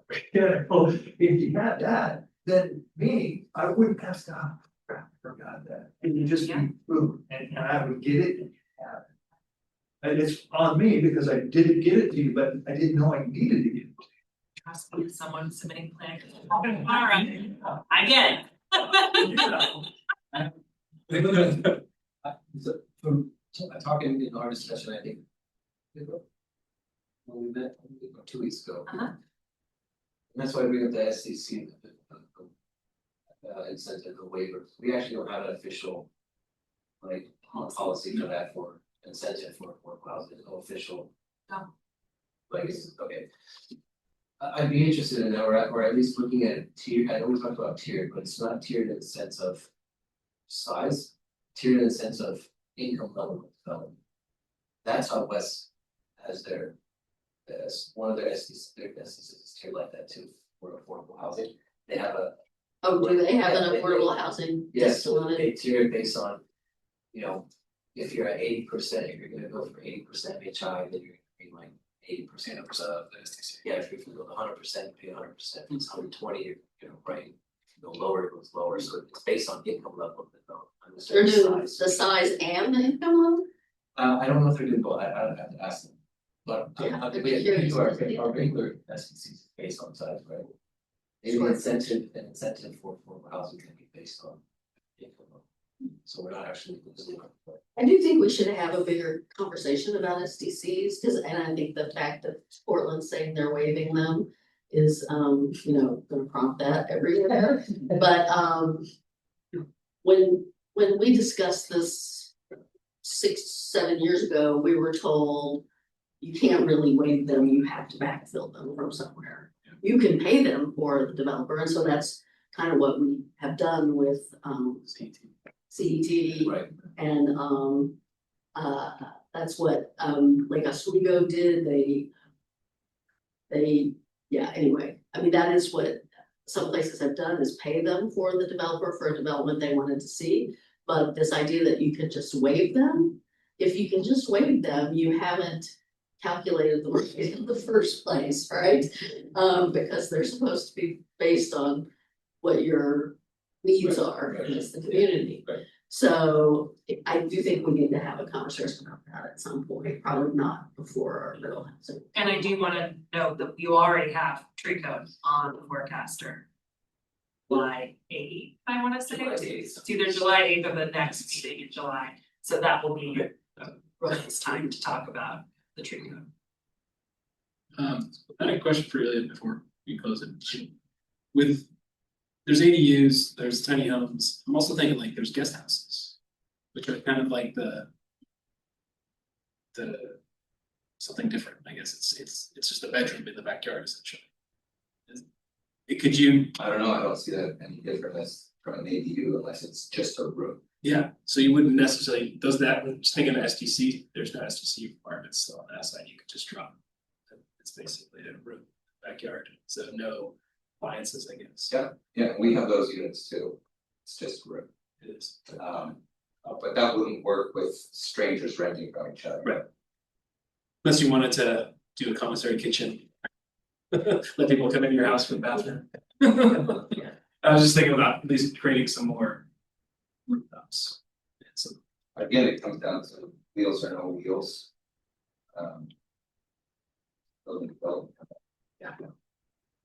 We created classifications. Okay, well, thank you guys. Thank you, this is great, I mean, This is awesome. I'm learning how all this works now. It's fascinating. Thank you for being our guinea pig, Jamie. I can't believe all the stuff we get to deal with. Yeah, you did a good job. Even neighbor, I know a neighbor who was like grumble, grumble, grumble while it was going up, and she likes it. He's like, Funny, those I grumbled, but it's. are the neighbors that come down, hey, you still have. I have a friend that wants to move here. And I brought them through as people would come by, and I could tell they were a little bit, I said, come on, take a look at them. You know how many people are roughly in each unit? Two, Two. one in the single and two out of all the rest of, actually, there's three, so there's a total of 12 people. Any families there? No, matter of fact, one of them just had a baby. Oh, yeah. So but they decided they're gonna move back to the East Coast, they're closer to their family. Yeah. Folks, just before we wrap, I wanna make sure I've taken down kind of action items, I've taken a lot of notes, but I heard you, Mayor, you'd like to have a bigger conversation about SDCs, we can work that with the forecaster. I also heard some interest in a conversation about looking, code related to wheeled tiny houses. Is that something we'd like to be scheduling now? I mean. Talking about it, one of the things like have a discussion. I think. You got the two. Got the two? Okay, we'll get that scheduled as well. And then what we had kind of proposed wrapping this up with was the discussion about the middle housing town hall. We can do that now, Mayor, or if you'd like to go to other reports, come back to that. Whatever. Either way, but yeah, you guys don't have to say your, you're welcome to. But yeah, you can go and talk about. Then you announced that you live on Harrison. So when's that? I'm on that block. Oh, yeah, so where the church or whatever, so then across the street, there's that little strip where the industrial right there. Yeah, great. We're the next house right there. Oh, you're in where James lived now. 10625. Yeah. It used to be 925 before they changed my address. It's like, it's. That's correct, Yeah. built in the 50s. Yeah, built it. That's where I started my. He built it for it more, but that's, they like building. Thank you guys, I appreciate you. so much. Thank you, I appreciate your time so much. Yeah, absolutely. Thank you, really appreciate it. Yeah. To be continued, yeah. Okay, so in terms of kind of when we're in the middle housing space. Here, I figure I'll just start this with sort of what we know, what we pin down, and then leave it to you guys to talk about filling in the blanks. So what we know is on July 28th, from 5:30 to 7:30, we are going to be having a middle housing town hall in this room. We've reserved this room. We could move it back up to chambers, but we felt that this room is a little bit of a more kind of inviting space for community meetings. We also know that we will be launching an Engage Milwaukie page by the time the July pilot hits mailboxes, so June 30th or July 1. That will have some educational materials, background info on what middle housing is, the city's current regulations of middle housing, as well as a chance for folks to pre-submit questions that they would like to see addressed at the town hall. We won't have the capacity to do like a live Q&A there, and we want to encourage people to come to the town hall, but we'll accept questions because we heard that at our recent walk around in Southeast Harrison. I think people will appreciate that. And the last thing that I think we know is that the primary objective of this is education of you all and of our community about what middle housing is, policy context of how we got here, the current lay of the land, including that lay of the land might even change in the next couple weeks, depending on how the legislature wraps up. Also education about, which you kind of saw tonight, the development review process. I think that's quite mysterious to a lot of people, and I think it'll be helpful for my staff to educate you on kind of and walk you through a few kind of case studies. 3, educate on what we're seeing in terms of middle housing and application, hotspots, those kinds of things. And then 4, and this is really where we want to end, like this is where the community is probably going to want to give their thoughts, is what levers the city has to plan for, prepare for, mitigate for the impacts of middle housing. Those levers and kind of keep shrinking, but we are, and you've heard me say it, you've probably seen me say it in my responses to community members, I mean, we are always happy to be creative, to be challenged on our processes, to think about the ways that we could do this, and be very honest about what the barriers and the limitations are. Because I think there's some element where we're gonna have to say, like, we don't have the magic wand that's somehow gonna make all cars fit in the limited right of way. So but we're working on articulating that space of what cities can do within the state regulation. That's what I know. I think that kind of some of the questions for you all is how you want that night to run and feel. And are we still expecting speaker yes. from the state? Thank you. We confirmed Sean Edging from HAPO, Housing Acceleration Production Office, something like that, will be here, which is great. So we have someone from the state who can talk. I guess that the last thing that we talked about in terms of format is there will definitely be a staff presentation component of this. We'll make it fun and make it interesting, we'll make it graphically dynamic, but we will do some of that education piece. What is really, I think, up for your direction is how do you see the dialogue piece of this going with the community? So That is a big menu. Oh, it's a big menu. It seems like the education piece is, probably gonna take the first hour, right? Especially if the guy from the state's gonna talk. I don't know if you have an idea, is he, That was great. you're leading into him or he's starting or? Yeah, he provides context from the state perspective, that gets us to CPAC, gets us to HB 2001. Yeah. And we kind of go from there. You've seen him do a presentation before. He's like one of my personal opinion, the best in the state. Yeah. When it comes to understanding the why. Uh-huh. And he's also he's all about it too. Yeah. Yeah. So Okay. it also helps take some heat off staff, quite frankly. Yeah. To have a state rep in the room, so. Sure. I just think with that big of a menu, you gotta, figure out who the facilitators are at the various points, and you gotta give them, put them on the clock. Otherwise, this will.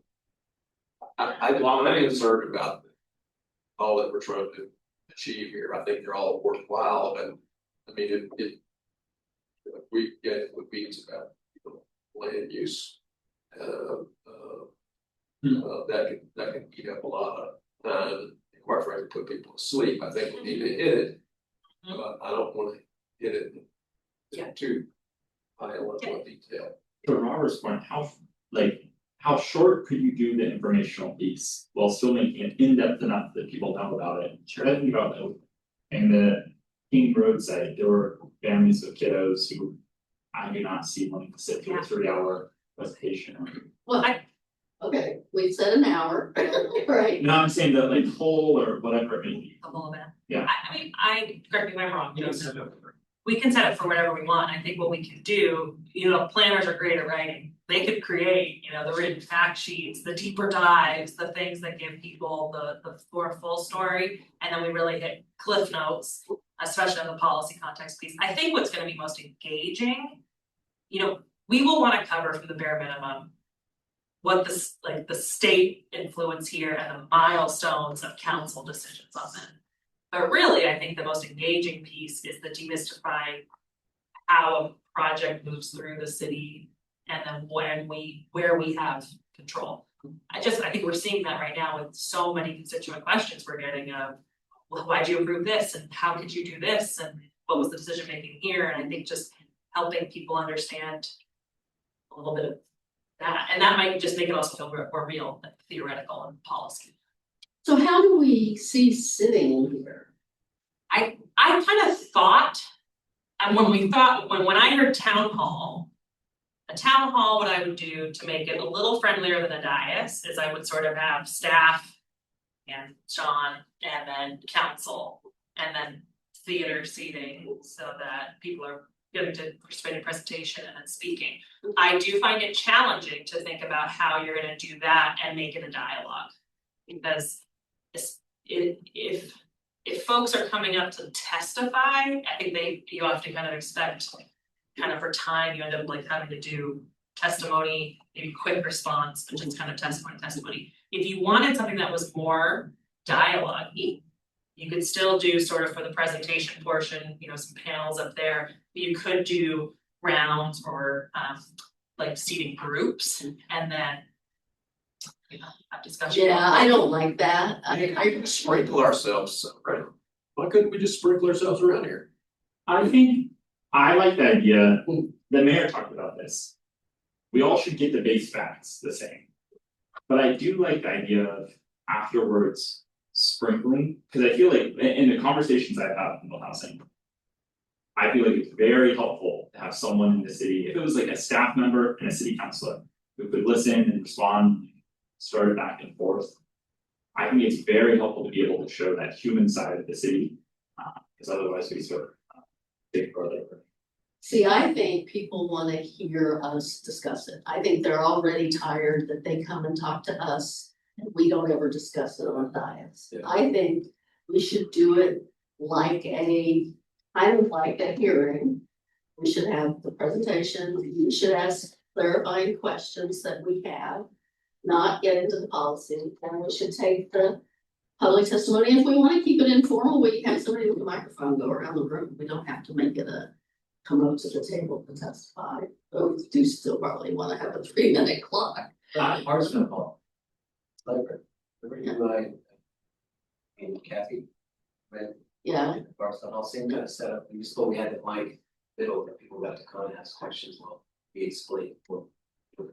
right. I do like the idea, what if we did, I like the summary. What if we did Robert's idea, the little breakout, and then we come back and we say, here's what we heard, but also here's what I'm thinking. So people get to see, they get the back and forth, but then to your point, Lisa, they also get to see. It's not gonna be done in 2 hours. I just don't see having substantive discussions and coming back and then having. I mean, we could have 2-minute council, this is what I heard. I mean, I just feel like people need to hear each other. It's not about little groups. I think everybody needs to hear everybody. Again, the mic, but like somebody would like to ask questions and stuff, I think it's also what people are gonna have these questions. A lot of stuff is not, a lot of stuff that we. I mean, yeah, to the extent we get questions in advance and you have, I mean, the materials you're gonna put on. Engage can also be printed and available in the group, right? If there's questions on the questions that come in that you feel like have some clear, short answers that you can answer in writing, we could have sort of like a Q&A sheet. And then the other questions inform your presentation, right? So I mean, I think it's, yeah, in order to not try to cover every single thing in an hour, we should have the, you know, we should have the written materials that people can take and refer to, but, I really feel pretty strongly that we need everybody to hear everything. I don't really like the breakout tables. You say everyone hearing everything, you're just saying. Their neighbors talk, when. Or you want council to hear from the neighbors, or you want the neighbors to hear the neighbors? I think it's both, I think it's, we Both. want neighbors to hear council, Okay. everyone at the same. Neighbors hear neighbors and council hear neighbors. Right. Cause I mean, yeah, So then it is the presentations are short. Like they're super short. well, I mean, at the end, Yeah. I mean, the question is, in my mind, is how do we wrap it up in the end? I mean, it's not like we're gonna answer every question that everybody raises. I mean, maybe we need a scribe with a, you know, a board to take the questions that require further conversation or whatever. We're obviously not going to have answers for everything, people, but I would like us to kind of have some amount of feeling when we leave it about, do we wanna spend staff time revisiting some of these levers that we can revisit? And I think there are people who wanna hear that from us. I So, think the prompt you give your testifiers or question askers is super important. Because I think if it's open-ended, it has the potential to just be, here's my opinion on mental housing, which is informative, but might not give you that there. So I think if we can really coalesce around what the question is it, you know, what elements of the city's, knowing what we can, the narrow lane we have given state law, what would you like to see the city consider? Which is also gonna be hard for some people who aren't policy wonks to get that. I mean, I feel like even when we went out to talk to the 12 folks, we had a range of folks who I think could really understand the context and some folks who just, I get it, they didn't go to planning school, this stuff is hard. This is, maybe I see this differently, like my hope at the end of the day for this is that people walk out understanding a little bit more about why middle housing happened. But also feeling like they were able to have a conversation about like what we could do as neighbors to make this better, and also a clear sense of like what's on the table to be done. And I think some of this, to Emma's point, like people aren't gonna know the policy wants of like what, be able to stand up and just opine on what exact policy solution we should have. I like the idea of bringing some seed ideas. Our tree code is a good example. We just heard Jamie rail on our tree code. Tree code also makes middle housing much more novel. It's harder to build middle housing because of our tree code, but it also makes our neighborhoods a bit nicer. And giving people a chance to defend something like tree code, giving people a chance to say, are there certain design standards they like if we start those conversations and allow people to talk about those, I think you get to have something that's like feels better to them and is also more workable for us going forward. Versus I worry if we say, here's the night in the middle, tell us your policy ideas, it becomes, we hate middle housing and you're the devil because you created it. well, that was the point, right? You have to frame questions for them, and maybe it's one question, and maybe it's more. I just think that, you know, this is all a good conversation, but there's two itches that are gonna walk through the door. Density and parking. Yeah. Okay, and all the other stuff is interesting, but it's density and parking. Okay, and so just be prepared. And I agree with you, and I guess to that point, and maybe a way to kind of bridge it all would be when we launch that engage page, and we can even run this by you potentially next week at our regular session, is pitch, here's what we think those seed ideas are. It's not gonna be a huge long list because there's just not a lot we can do.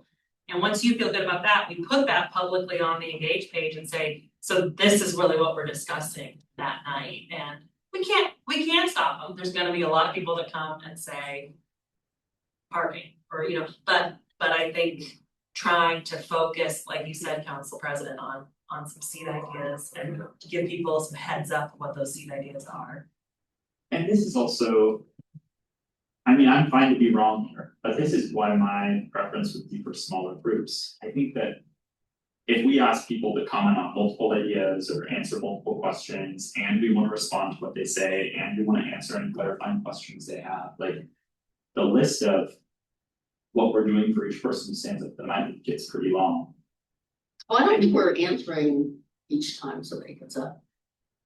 I think we're having a conversation, I mean, maybe if there's a short answer, but we're having a conversation at the end about what. I worry it could get pretty long, and I think some people kind of expect to hear answers from us or are gonna.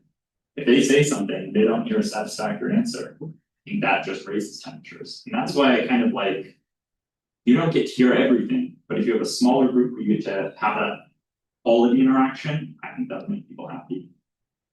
With then maybe a chance for us to each give 2-minute summary of like, here's what we heard. I like tying it together somewhat then with everyone there.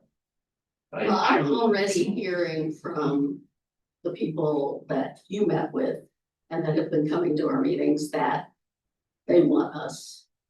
They are very frustrated that they don't get any discussion, and they're gonna be there next Tuesday too, so we're gonna see that again.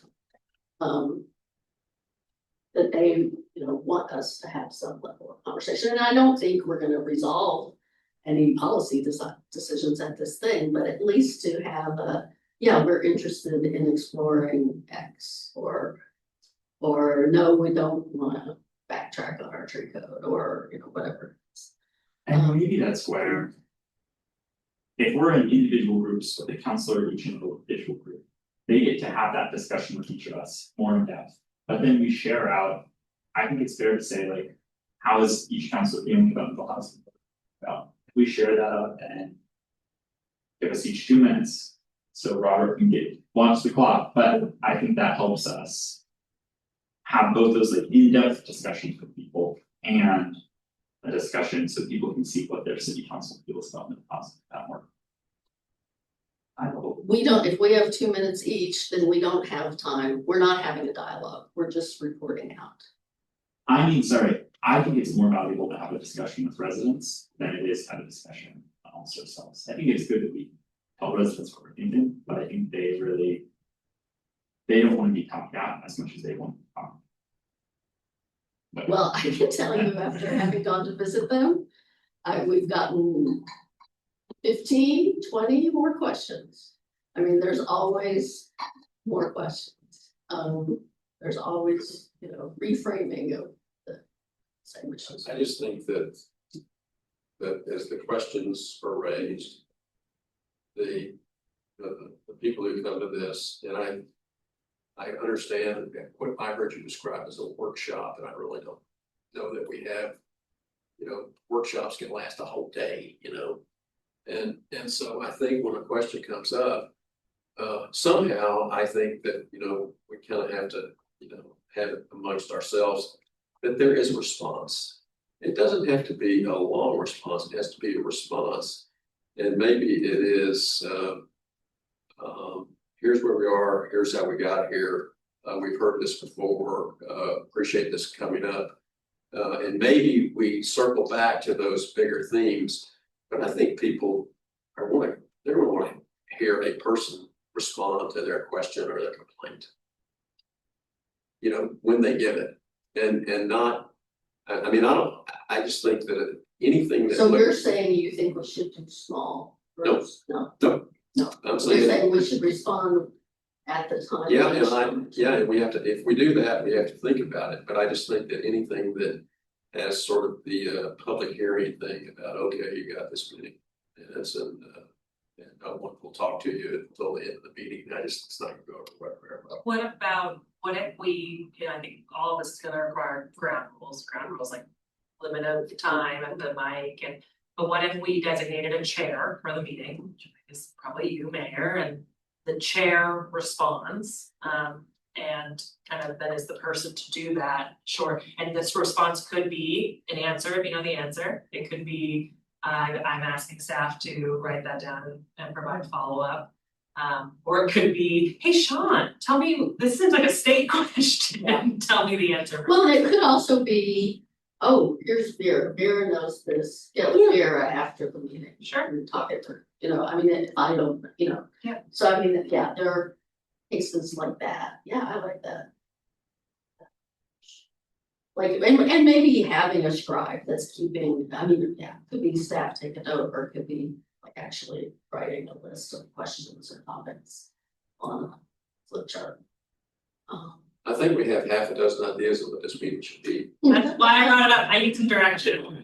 My hardworking, amazing staff are happy to plan it, we just need to know what we're planning. I guess, can we kind of go down the line so I can sort of hear? I also just want to say logistically. Well, I mean, I guess could set this room up with tables, but you lose the town hall feel of the talking and the opening if you have set this up with tables. And if you have to break it and move people and put tables, it just seems. Could we use this council room to have just a bit more space? We totally can, and it's just about the formality of the field, we'd probably kind of try to do it a little bit like. We wouldn't Budget sit the committee dais. where you guys kind of, if you don't sit the dais, you do lose a third or a fourth of that room. Can't really the dais, fortunately. Yeah, I think you're right, Mayor, I mean, I think the time that I've seen that kind of group is like I think with the comp plan town halls and the Waldorf, that's a most big space. Yeah. And there was very quick wrap ups at the end, it wasn't, you know. How many people do you anticipate before we go person by person? Like what do you think the scale might be? There's a lot of, I think it's difficult, because there's always a lot of people that are upset. For us to drive down to see all of it, it's a little different. Yeah. I mean, probably 20 to East End. Think more? People who will come, Yeah, oh, no, I think. think more. Yeah. Wow. If we put it in the pilot and we have it out on Engage Milwaukie and we put it out there, there's, yeah. I'd say 40, 50. Split the difference between you two. I think it's all too about, again, like. And we'll be working closely on the messaging and the pilot, but you know, I also just don't wanna set up expectations that this is. We could get rid of middle housing, so we're just gonna have to really be clear in our messaging, it's not about, Well, oh, yeah. yeah, I'm sorry, I jumped in. I agree, that's part of the message, but I don't, and I understand that we have some alibis, that we'll have, you know, we'll have a state target we could turn to, you know, so that's stuff. But at the same time, I don't want us to just, you know, to just duck the question, because my opinion is, we need middle housing, we need more housing. And, so I don't wanna duck and say the state did it, you know. Yeah, we can bring that in because the state's done some things that, you know, we're not real fans of. But I don't want us to, you know, to Oh, yeah, I don't. just have a convenient alibi, you know. I don't think anybody's proposing that, but it's, and that is why the, like what Emma said about framing it about the places we have. Anyway, the places where we have gone beyond the state or whatever, yeah. And I'm also worried about it being all about the Harrison and home. Sure. Yeah. And I really think it's important that your slides and your pictures and that you use on our other, like that one tonight. Use other slides. Start the meeting at 8:30, I know. With like what you bring to the meeting, Lisa was talking about handouts, the timeline of what state or city actions have happened. The like, what does it look like to submit a Brit building permit in Milwaukee, but also a map of where middle housing is coming. We've got all that, we've got all that, and I think on the map piece. That's gonna be super interesting, and it's sort of like. We as staff struggle a bit, with it could pop up anywhere, you know, it's like hard to totally predict ooh, this is really where we should be doing road improvements, because that's where it's all gonna be, I mean, it could. It's everywhere, but yes, we have all that data, and those are the materials for. And Joseph, are any of the three that I know of, maybe there's more than three, large little housing things moving? No. No. Yeah, I'm guessing it's gonna. They're still gonna wait. So construction loans get cheaper, but who knows? Yeah, I know, yeah. Cause I feel like I wanna somehow especially invite the people who live near those, cause that is gonna be even a bigger, Sure. Which one? there's three large sites. There's one in off of You're talking like the Wales Road one? Johnson Street. there's one on Johnson Creek in 42nd. There's one on Monroe in the Yeah. outer Monroe. And that's an old farm that's gonna be 88 units, right? That one over here, and then there's one over here on Waverly that's 44 units. So those are all, well, I don't know if Johnson Creek is approved, but the other two are. Yeah, the McBride one is the subdivision for the road, but there's no building, so that's why we say it could be. Dozen to. 88, okay. Okay, so I do feel like I need to kind of hear from each person, so I can kind of see where the direction is coming from. I have Rebecca, our counselor Stavanger, wrote me. She said, I like World Cafe breakout model with the same questions after an info session to get everyone on the same page. Then we look for themes in the table discussions and dig into priority issues. I don't even understand that.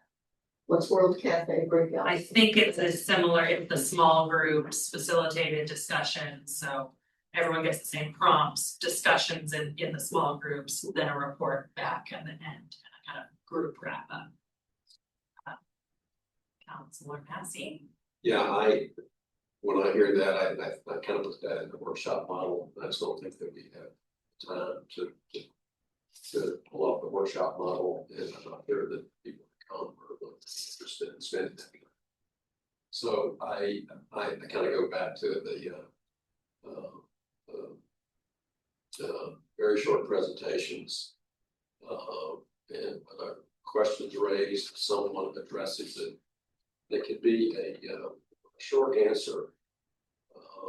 And you know, like your point is like if something comes up that Vera might answer. I mean, I wouldn't have any problem with Vera, you know, getting a real short answer and say, I'm gonna stay here and I can talk to you in more depth when this is over with, just so that we can keep it moving. But I just think that people are gonna, they're gonna want a response, and if they feel like they're not getting a response or they're just getting shuffled off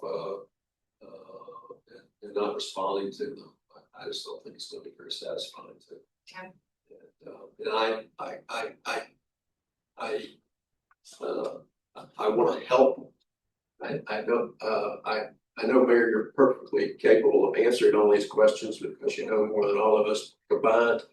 But you know, I'm perfectly willing to take some questions, and you know, when I get them wrong, you can correct me too. So I think that several of us could take questions. Okay, we can think about it that way.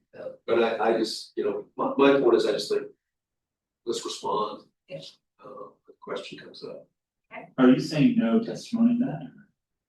Questions. I mean, if they got a comment or a question, Yeah, if it's purely comment, so there's not a question. Yeah, Answer. it's A lot of moderated town hall. thanks for your comment, I agree with that. I think the World Cafe thing is that's it, we're doing a half day.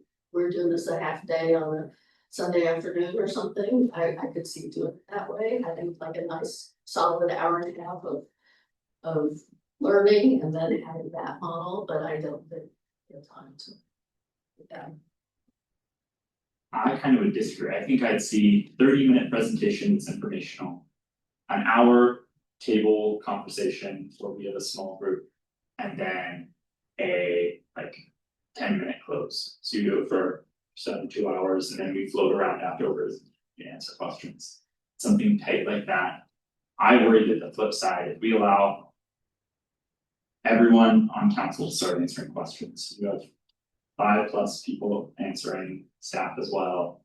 Even if you have 30 people come, only half can ask questions, that's 15 people, 2 minutes per question, maybe a minute, call it 2, say that, it's 30 minutes just to ask. It takes us on average like 5 minutes to answer, so I think the time just balloons. I'm worried about having dialogue, so I prefer a small table model. I'm both sides of both. I mean, both.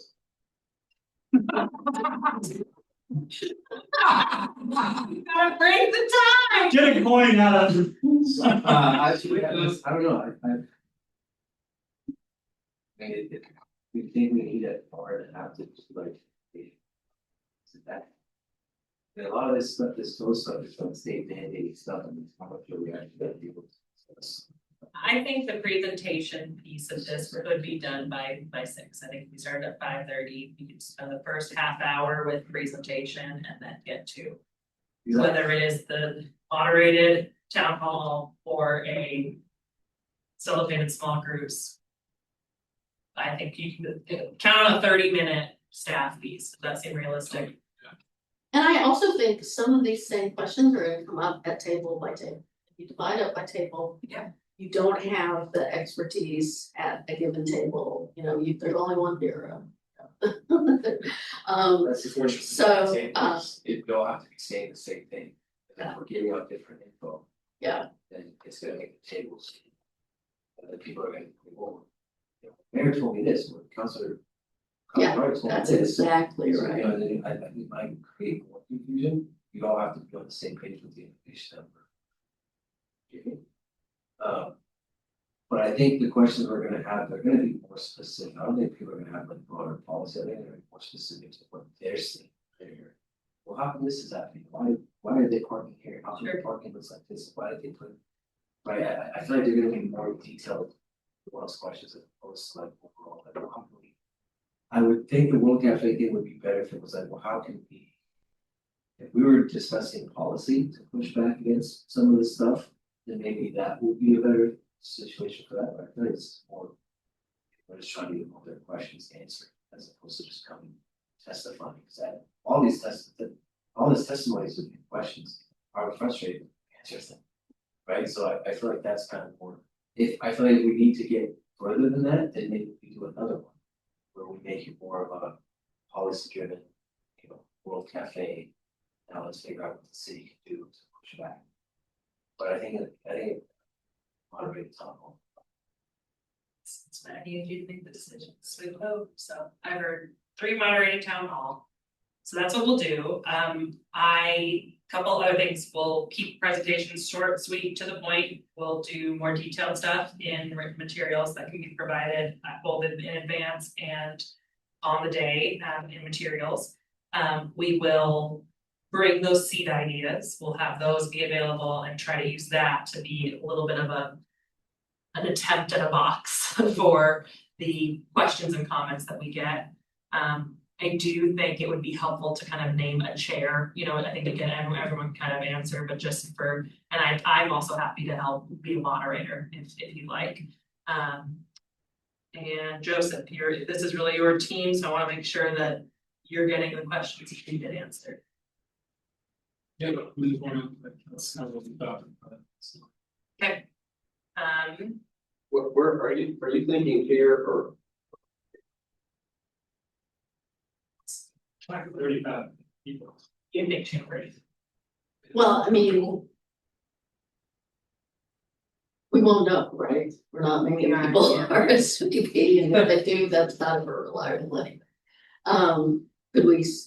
Said it both. Yeah. Yeah, I mean, the nice thing about Chamber is it's already set up, so why don't we set this up theater style? We don't have to do any video stuff, so, right? The mayor does want it recorded, correct? I do want it recorded, absolutely. I want people who don't come to be able to watch it, yes. We don't need slides. So We will need slides, Oh, okay, so but yeah. both rooms are equipped for that. Sure. Yeah, I think I would still, we'll reserve both spaces, I probably, again, I feel like this is a friendlier space.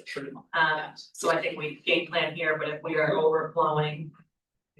I would just say if we go up chambers, I would just prefer that we not sit guys. Yeah. Right. Yeah. Right. Yes, session. And, Then we have to make everybody turn their chairs around. yeah, I would just, Or just turn some chairs around in the Yeah. front or I something. would just sprinkle ourselves in the first couple. And I will say, I think that, you know, there's gonna be some informal time before and after, and so. That chance for the human touch, the milling around, the checking folks, I think will work organically coming out, so. Okay, So like a kumbaya, man. So, okay, other council report stuff. Only other thing from the state that I think is of note right now, the mayor sent around some transportation package. So if we wanted to send a letter of support, that could be helpful. We want to not touch it, I think that could be a choice as well. We kind of, I would say that is the big unanswered question right now. And, you know, cities thus far way down the hearings hold. So some things about that. I do think the Metro Mayors Consortium is gonna testify on. Or they'll say, in support of. I personally, I would like us to do a letter in support.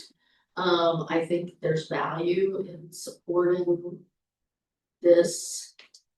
So that if it goes in ways we don't like, we have, I mean, I guess I just feel like. The legislators who are watching input might take our objections more seriously if we've been a supporter upfront. And I don't know, you know the reality in the building. Do you think that's? I think the only legislators who care about what we say, Mark Gamba and. You know, a little bit, got a lot of people, well, and so. So you don't think with the Joint Transportation Committee or anybody else, they're not tallying what different cities come in and support or? I think they might see, if they see us well with city support, I think they might register that as okay, the city do support this. So you're right, I think it would be not our voice alone, but I think. As a part of a larger cacophony, that's helpful. And I think it also helps create a narrative. A lot of people see this as an ODOT package, but this is also an county and a city package. And I think this helps us talk about what would happen here. If we were to write a letter, it'd be great to talk about like. Why great streets is an important investment, why safe routes to school is important in our community, why. What we could do with the extra funds described in this bill.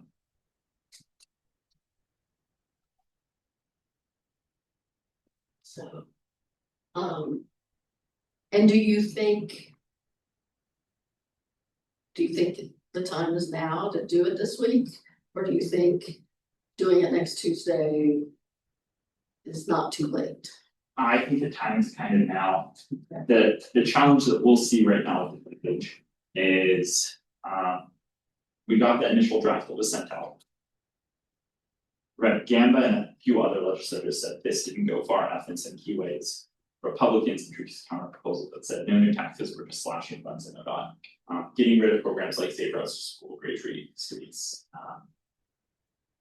The Republicans negotiating, I think one element of the slash and burn. And the co-chairs, I think, dropped a framework that was much.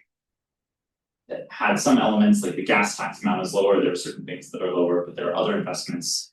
Like Gamble was advocating for, like transit that are higher. And investments in great streets and safe routes that are higher.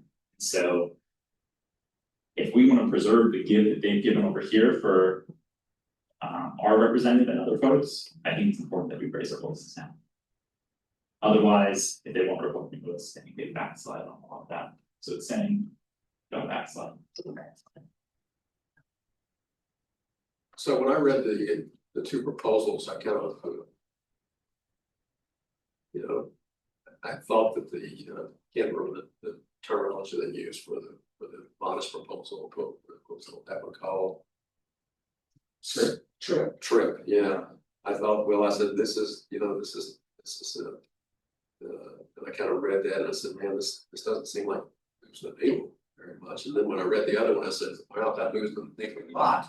So, I was kind of like, I'm not sure where I stood, doesn't mean one thing, there were a couple of those that were significant, like, what was the raising the registration fees by 50% or something like that. I can't remember, but all of it, it just seemed like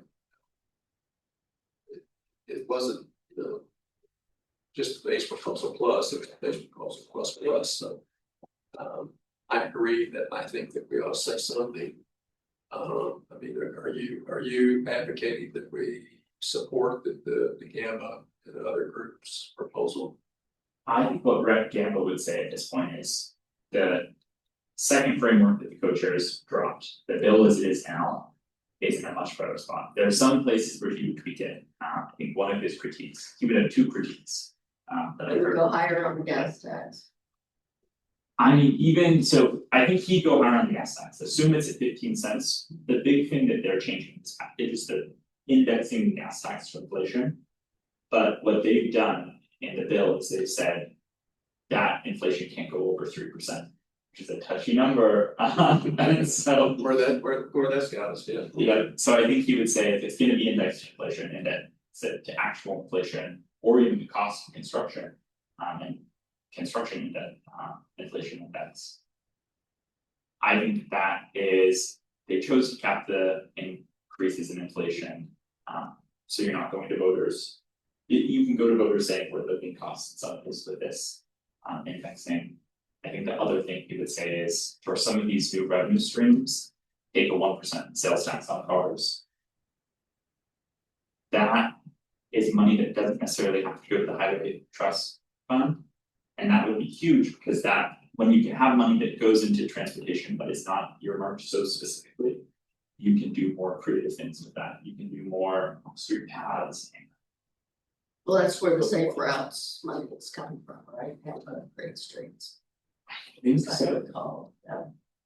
yes. And the tax is 2%, new cars 1%. Which I think was something that they took from the GAMBA. There were a few things from the GAMBA proposal that got into the revised trip proposal, and I think that was one of them. The way I would say it right now is our representative supports the trip. Second package that is introduced. Has some minor tweaks, that sort of stand. So, I'm sorry, is the trip that you sent out in your emails, was that the original or was that the revised? We sent both. I think there was a side by side. That was some. Let me pull up the basis. Yeah. I said. Sunday night. Just like a 2-pager. Oh, there is also a side by side, correct? No, those didn't make the packet, they came out after that, so you have to look to your emails. This is okay. The side by side that's in the packet is the old package and the smart is the progressive package that Mark dropped. They landed kind of in the middle trip. That is for baby's emails.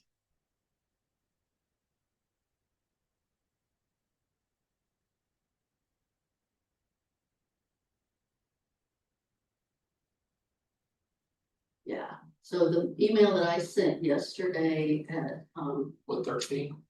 1:30 or 2:10. Have it is the trip 1-pager. Yeah. Which it says 1-pager on it, but it's actually 2 pages. So that shows you on the second page what's funded from which pot.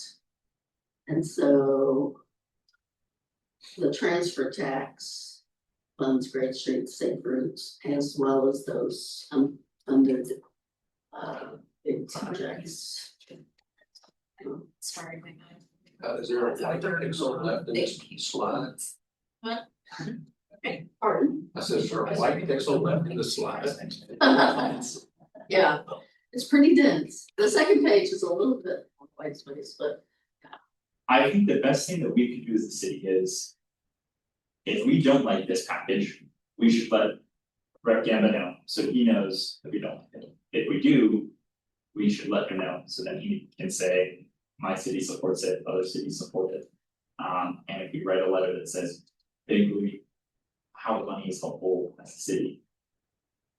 Hopefully that creates a narrative that cities this package, which means that if you're a Republican teetering on edge right now, helps to know that your city's moving. I can support sending such a letter. Councilor Koshabani, I know you had concerns about the level of cost here. I don't know if you saw the League of Oregon Cities page that I sent out after the last meeting, but it gave a good breakdown as to how we are really behind, you know, how everybody in the western states are already collecting.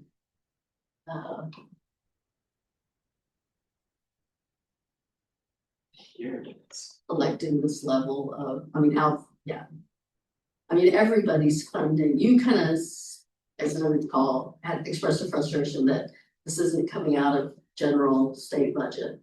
But, I mean, every state is really funding their transportation this way, yeah. The biggest difference, Last year was the number of taxes, fees. It's not just one or two. So we had like 6 or fewer, all of them were being. It was like, okay, 1 or 2 of them, it's like all 6. Yeah, no, it's, I mean, and I think that was by design to like not have anything be one, not have a 50% gas tax increase, right?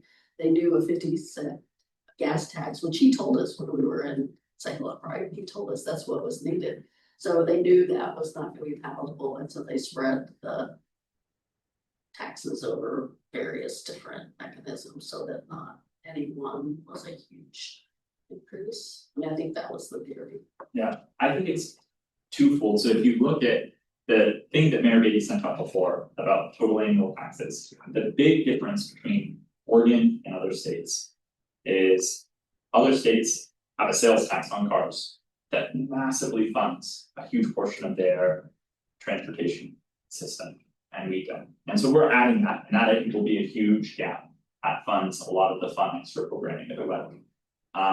All the little fees, to the mayor's point, by. It's kind of like what we're doing in our budget, how we have 3 different ideas about how to save our budget. We were to put it all in one spot, there's like one big hit that you feel versus like. Your registration goes up, but you only re-register your car. Oh no, this is gonna make me sound like a bad driver, I'm not gonna answer that, but. They're like. By having that happen every 2 years, by when you go to the pump every time you fill up, having that be a little bit more, but not crazy. The amount more, by having all these things be a little bit more as opposed to one spot where it's like, oh my god, I can't re-register my car because now it's $500 more. As long as it makes it a little more tenable for folks. Yeah, I get that, I mean, but Yeah. I just, like, looking at that graph right there. We're the lowest on that graph, is that, but we're the second most expensive state on that graph. Like, that's what bothers me, I think we're 8th in the nation, top. And most tax states. So that's really been my issue, is that we have, like, Oregon is a very, very, very high tax state. So much that we're already, it's like, we are, and our outcomes are worse than so many other states in so many other ways. Yeah. And that's where I struggle with stuff, because it's like, when does that change? When does the focus become on the outcomes and not so much on package? And the funding, right, because we have so many other issues. We're 53rd in mental health, we're 48th in education, there's so many of these other issues. Cost of living, again, one of the highest tax states, one of that bar graph, the only other state that's more as higher cost of living to us right now is California. We have California, Utah, Washington, Idaho, Nevada, us. And Montana. So That's what, my thing is more like. You know, morally, ethically, when we look at these things, like at what point to look at the other things that we're failing in, that we're making people pay for. And we say, okay, well, maybe we stop making people pay for this. Maybe we focus this over here. Right, instead of just saying, well, let's keep going with this, since we already had it. And now let's charge additional for every other thing, so we can also have this over, you know what I'm saying? It's having your cake too. And just like Jamie said, I said this at my last soapbox, we had this discussion, it was the same thing. Can't keep going back to the problem. At some point, you have to be more efficient. And you have to be more accountable. For your policies and for your dollars. That is the whole point of why we have these systems of governance, partly, right? So it's frustrating because you don't want to go against it because it's like, you know, we need it, but at the same time, it's hard to go over because you're like, how did we get here? You know, we're still 3,000 beds on. That's enough. Where is that coming from? We're gonna focus on those things. See what I'm saying? Like, that's just what bothers me. I just feel like we're always putting so much attention on certain more things than others. And then we're always asking the same people to pay for those things. And we have, said that word, we have crap results. We have crap results. A lot of Oregon taxes and investments and things have failed. Look at measure Montana. That wasn't a tax. No, but it's like anything we try to do with money and funding for us because you increase cannabis tax again. What a tax. Okay. Yeah. I just thought it went away because it went to all the, Right. went away from But then look, cities to you the. you increase the tax. And then fail to provide a service to the people you tax. So this is like a habitual thing that works for us. And that's my problem. It's hard and good conscience to say. Yes, because I know you're gonna be good stewards of this money. And that you won't come back in 10, 15 years to one same thing, won't come back next session with a new tax, a new fee, and a new thing, a new thing. While still maintaining Oregon as the highest, one of the highest states to live in. Right? Well, I was gonna say, I don't know about the cost of living, but I just looked up two different sites on tax burden compared across states, and Oregon's right in the middle. It's not in the top 10, it's not in the top 20. It might be the number of taxes that we have, the number of fees that we pay, maybe not the amounts, maybe the number. It's actually per capita, yeah, this isn't tax rate, tax burden per capita. Maybe it was maybe the top 10 was that one the highest cost of living states. Just see what pick your poison, right? Pick your poison. Either way, we have really crappy results for as much money as we're going to spend on. So very terrible results. So it's just hard. Where's the accountability level? So how are we going to make sure that ODOT's accountable? It's funny. They screwed up the last batch.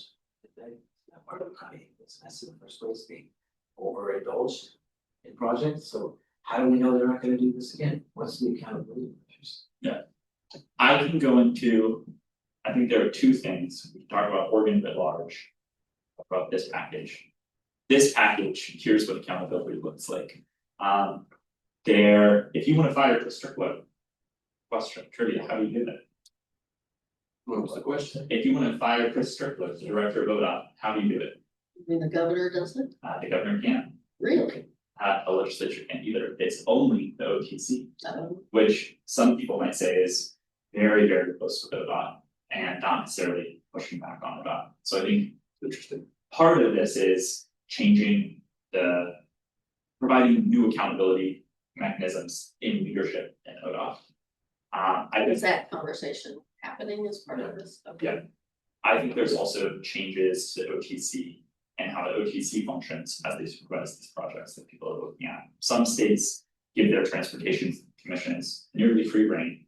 Some states have a very supervised OTC. I think we gave them more free rein in 2017, and now I think I pulled that back a little bit. So it's changing that.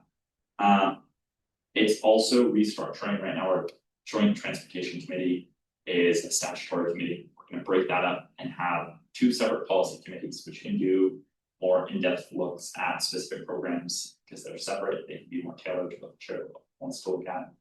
And you'll have a joint committee that looks at delivering mega projects, which to your point, Adam, I think is the biggest failure of 2017 is we committed to these really big projects, but we were not actually good at getting them built for a host of reasons. And I think that that is going to be a good thing. The other component of accountability, one of the reasons why it was so hard to build these projects is anytime we went to build a big project, local governments would say, oh god, Catherine Jones, our transportation manager, I think the term was like a hey, now that you're there, or something like that, where as soon as you say we're gonna replace the Abernathy Bridge, working cities like, oh, by the way, we have a little roundabout here that this touches, you're gonna have to fix this as a part of the project for us to be able to approve this. Because local governments have to be able to approve these projects. We're changing requirements at the state level that say if you're having a big project coming through and you're increasing the scope of it, you have to be willing to pay for those scope increases. So that was one of the reasons. It's really hard to finance a project because the scope just explodes the second you turn to a city and say, we'd like you to help. Yeah, there's also already funded mandates already for both galaxies and it's sort of laying ourselves. I It mean, makes sense though, that's the thing, this is, a lot of these issues are self-created. Like shooting yourself in the foot. Yeah. Dog chasing the tail. I think it's fair. I mean, we have one of these that we would look to high speed rail whenever that comes around. And it's too expensive for us to finance that big project would be a good time. I think there's an argument.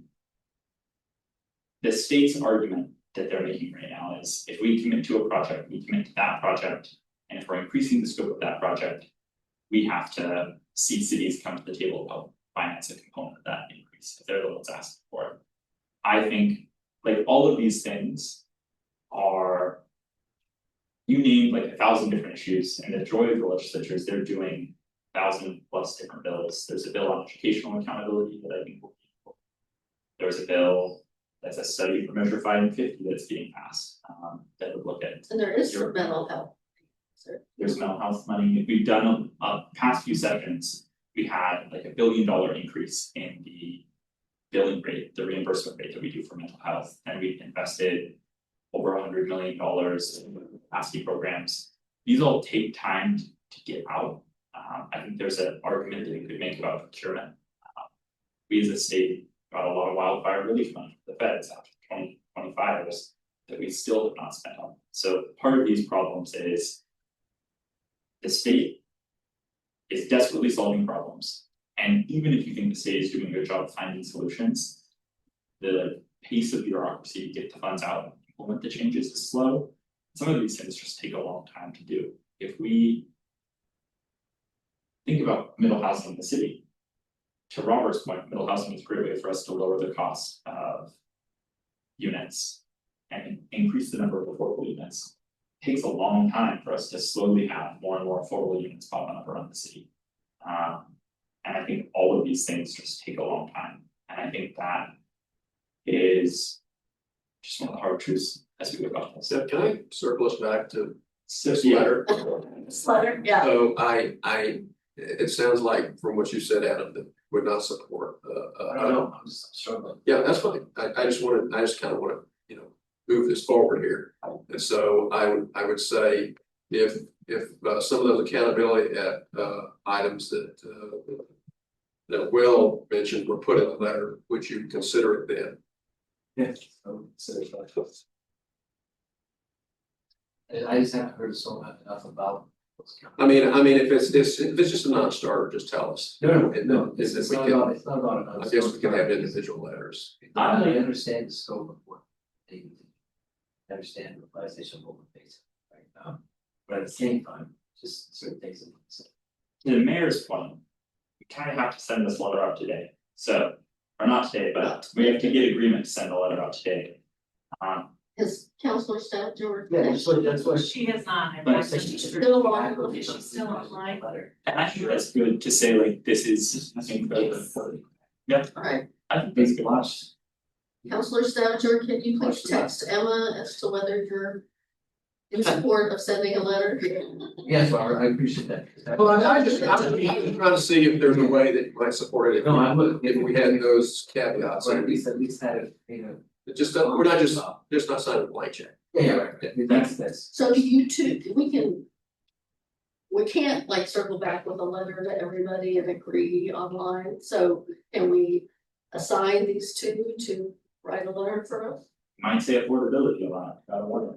I'm not gonna. Rob, I'm trying to figure out where he's got that tattoo. Hey, I won't, I'm not gonna take it too far. I just want to kind of really. And it doesn't need to be very long, I mean, I, to your point, we're just gonna count the numbers if anything. Yeah. So, It's like real. yeah, so. okay. If So maybe we've don't got count. consensus around the letter, and these two are gonna draft it on our behalf. Right. So we will be putting all signatures? Yeah. Okay, That I have not heard from Counselor Stafford. maybe the way we do it is. We put feelers out, Counselor Savenberg disagrees. We're gonna put our 4 signatures, Well, you don't have a council letter then, if you don't have all 5, right? we could send the city of Milwaukie letter, which was 4. Send a letter. That's- Counting the letter. Okay, Okay, I did text her, so if she is watching or responds, I'll let you know. okay. Okay, I do have, oh, you look like you have. Yeah, oh, you're fine. Okay, you guys, we got I think more they're council mostly clear. reports to get through. Okay, I'll be real quick. This is the water consortium. There was actually a lot of activity on the water consortium in the previous 4 or 5 months. They had their big inter connectivity meeting, and they go over a lot of good stuff there. SOPs, best practices, sample IGAs, updating geo databases about where the connections are, and they just do a lot of networking and sharing. They also had their tabletop exercise for the emergency drinking water tabletop. That was January for the emergency planners. I hope that when we get an emergency preparedness plan, because then we're involved with us correctly.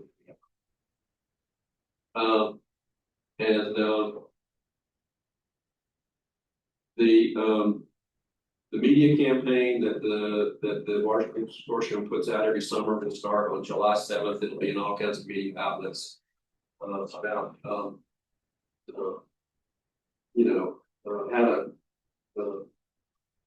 to keep, how to treat water, how much you should keep, that kind of thing. It'll be in different languages. So that's always a big thing. And I put a note in here that I will try to get this stuff early so that we can get it teed up and get some of it pilot. The campaign comes up pretty soon, starts July 7th. I think I mentioned previously that their outreach to the schools, their long-term contractor went out of business. They had a heck of a time trying to find something when there's people out there that do it, they just can't afford it. So they they're going back to the drawing board once again. This is their second try to come up with this. So. Oh, so that do the programs in the schools are not. It's been on hiatus for like 2 years. Yeah. That's too bad, Yeah. because those were pretty. Yeah. So that's it. All right, I just came out of the meeting before this, down at Oregon City with Commissioner Schrader and Salas and Willa Parks and a couple people from the Willamette View. Sort of a little brainstorming session on how to try and fill the gaps in this older adults services budget at Milwaukie Community Center. I was happy to hear the commissioners confirm what I thought they said in their budget hearing, which is they are going to fund both the transportation program and the Fridays for the first 6 months, so through December. But it's not clear what funding there will be after that. There was a lot of talk about, you know, other transportation. There's a lot of focus, which I guess the council president knows from sitting on C4. There's a lot of focus on this feeling that TriMet is not serving Clackamas County very well, and could we be putting more pressure on TriMet? I think we may get approached to join in some effort in that regard. But there's some other, looking at other shuttle options, looking at other, maybe a merged shuttle with the other senior centers and in Clackamas County. There were a lot of things sort of thrown out there. I think it was, I mean, the TriMet options are not gonna be resolved by January. TriMet, if this bill passes, gets more money, but you know, that just doesn't happen fast. So I really kept trying to refocus away from TriMet and onto what we could do to fill the funding gap. There's not, you know, there's gonna be follow-up, and there'll probably be another meeting down the line. There's really not a request to us at this point in time. But I could see us getting a request to help fill the funding gap for the second half. What's the number? And that was actually, I mean, they need to get their ducks in a row because there's a little lack of clarity in the numbers. It's 50,000 per year, but then, there's a 50,000 number and there's a 95,000 number. That's sort of a lack of clarity about which number is really the number. So, and that's for the transportation. And then the Friday, keeping it open on Friday, apparently the center director, Marty, said that wouldn't be hugely expensive. It would just be some additional part-time hours for some of the part-time employees. So anyway, it was a good meeting. It was a good launch. It was inconclusive, and we'll see where it goes, but at least we're starting to talk about this thing. So I was glad that. And they are looking at, you know, trying to bring more partners into talking about because I tried to emphasize there's this immediate term issue of, you know, how do we keep these services going, but there's clearly a longer term funding issue about the sustainability of the senior services, and we need to be having a table where we can really try to work that out with social services agencies and stuff. They can't find $1,000. Seriously. Wow. They, yeah. Okay. So that was that. I don't think I have anything else. I've got short, in C4, they approved our letter that we're sending to impact our step 2 programs. We are second on the prioritized list of 3. We're the cheapest of the options as well, but it goes well, and we're the one kind that had the most feedback. It's a study or kind of design along railroad to be able to do improvements there. So What rank does Pet have? it was the Gladstone. Oh, the Gladstone Bridge. Which is like $9 million. We were 2.3 or 2.7. So we were much cheaper, and at Oregon City. Theirs was pretty expensive as well. So we're the more affordable option. But I think Theirs that, were construction, ours was planning. so I think that goes well. None of Milwaukie, I think none of this is guaranteed, and we'll have to fight step 2 funds at the big table. So that's where we go next. If we survive this, we'll. I guess I did mention it last time, but Commissioner Savas in particular put in a big pitch for these TriMet and other discussions happening at the C4 retreat, and I just put that out there for those of you who might be thinking of attending the C4 retreat. Well, do we have a view of TriMet support? We agree with Savas that there could be a short change. I don't know the answer. would probably say this. The like urban fabric of Clackamas County is different than Portland. It's harder to serve these areas with transit. The like number that you look for in a bus service is like 5,000 per square acre, and no part of Milwaukie is that if you're downtown. And so we just don't have it, we're kind of lucky if we get the amount of bus service that we do here in Milwaukie, and frankly the rest of the county. And just looking at like the numbers of people who are actually served, I think that frankly, middle housing is a good justification for we need more transit. We will soon have the numbers to back up a transit need, and Clackamas County is where you're seeing. So is it only based upon density?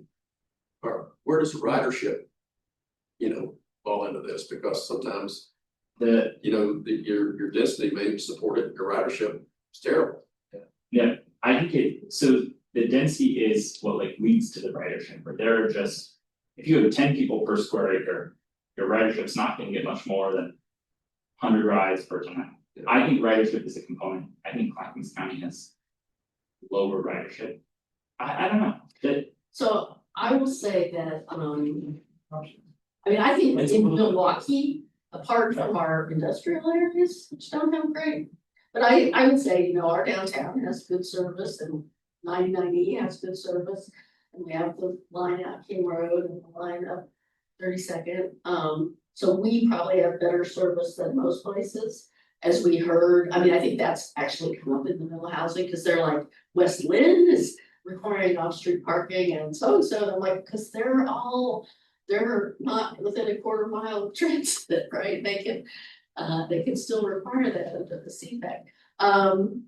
I do think just in numbers, what Sopas has apparently done and what they will be bringing to the C4 retreat is some calculations of what Clackamas County pays in, what we get back by way of service, and he thinks we're getting something like, I don't know, 10% of what we're paying in. Wow. Something like that. That's not Really low. That's okay.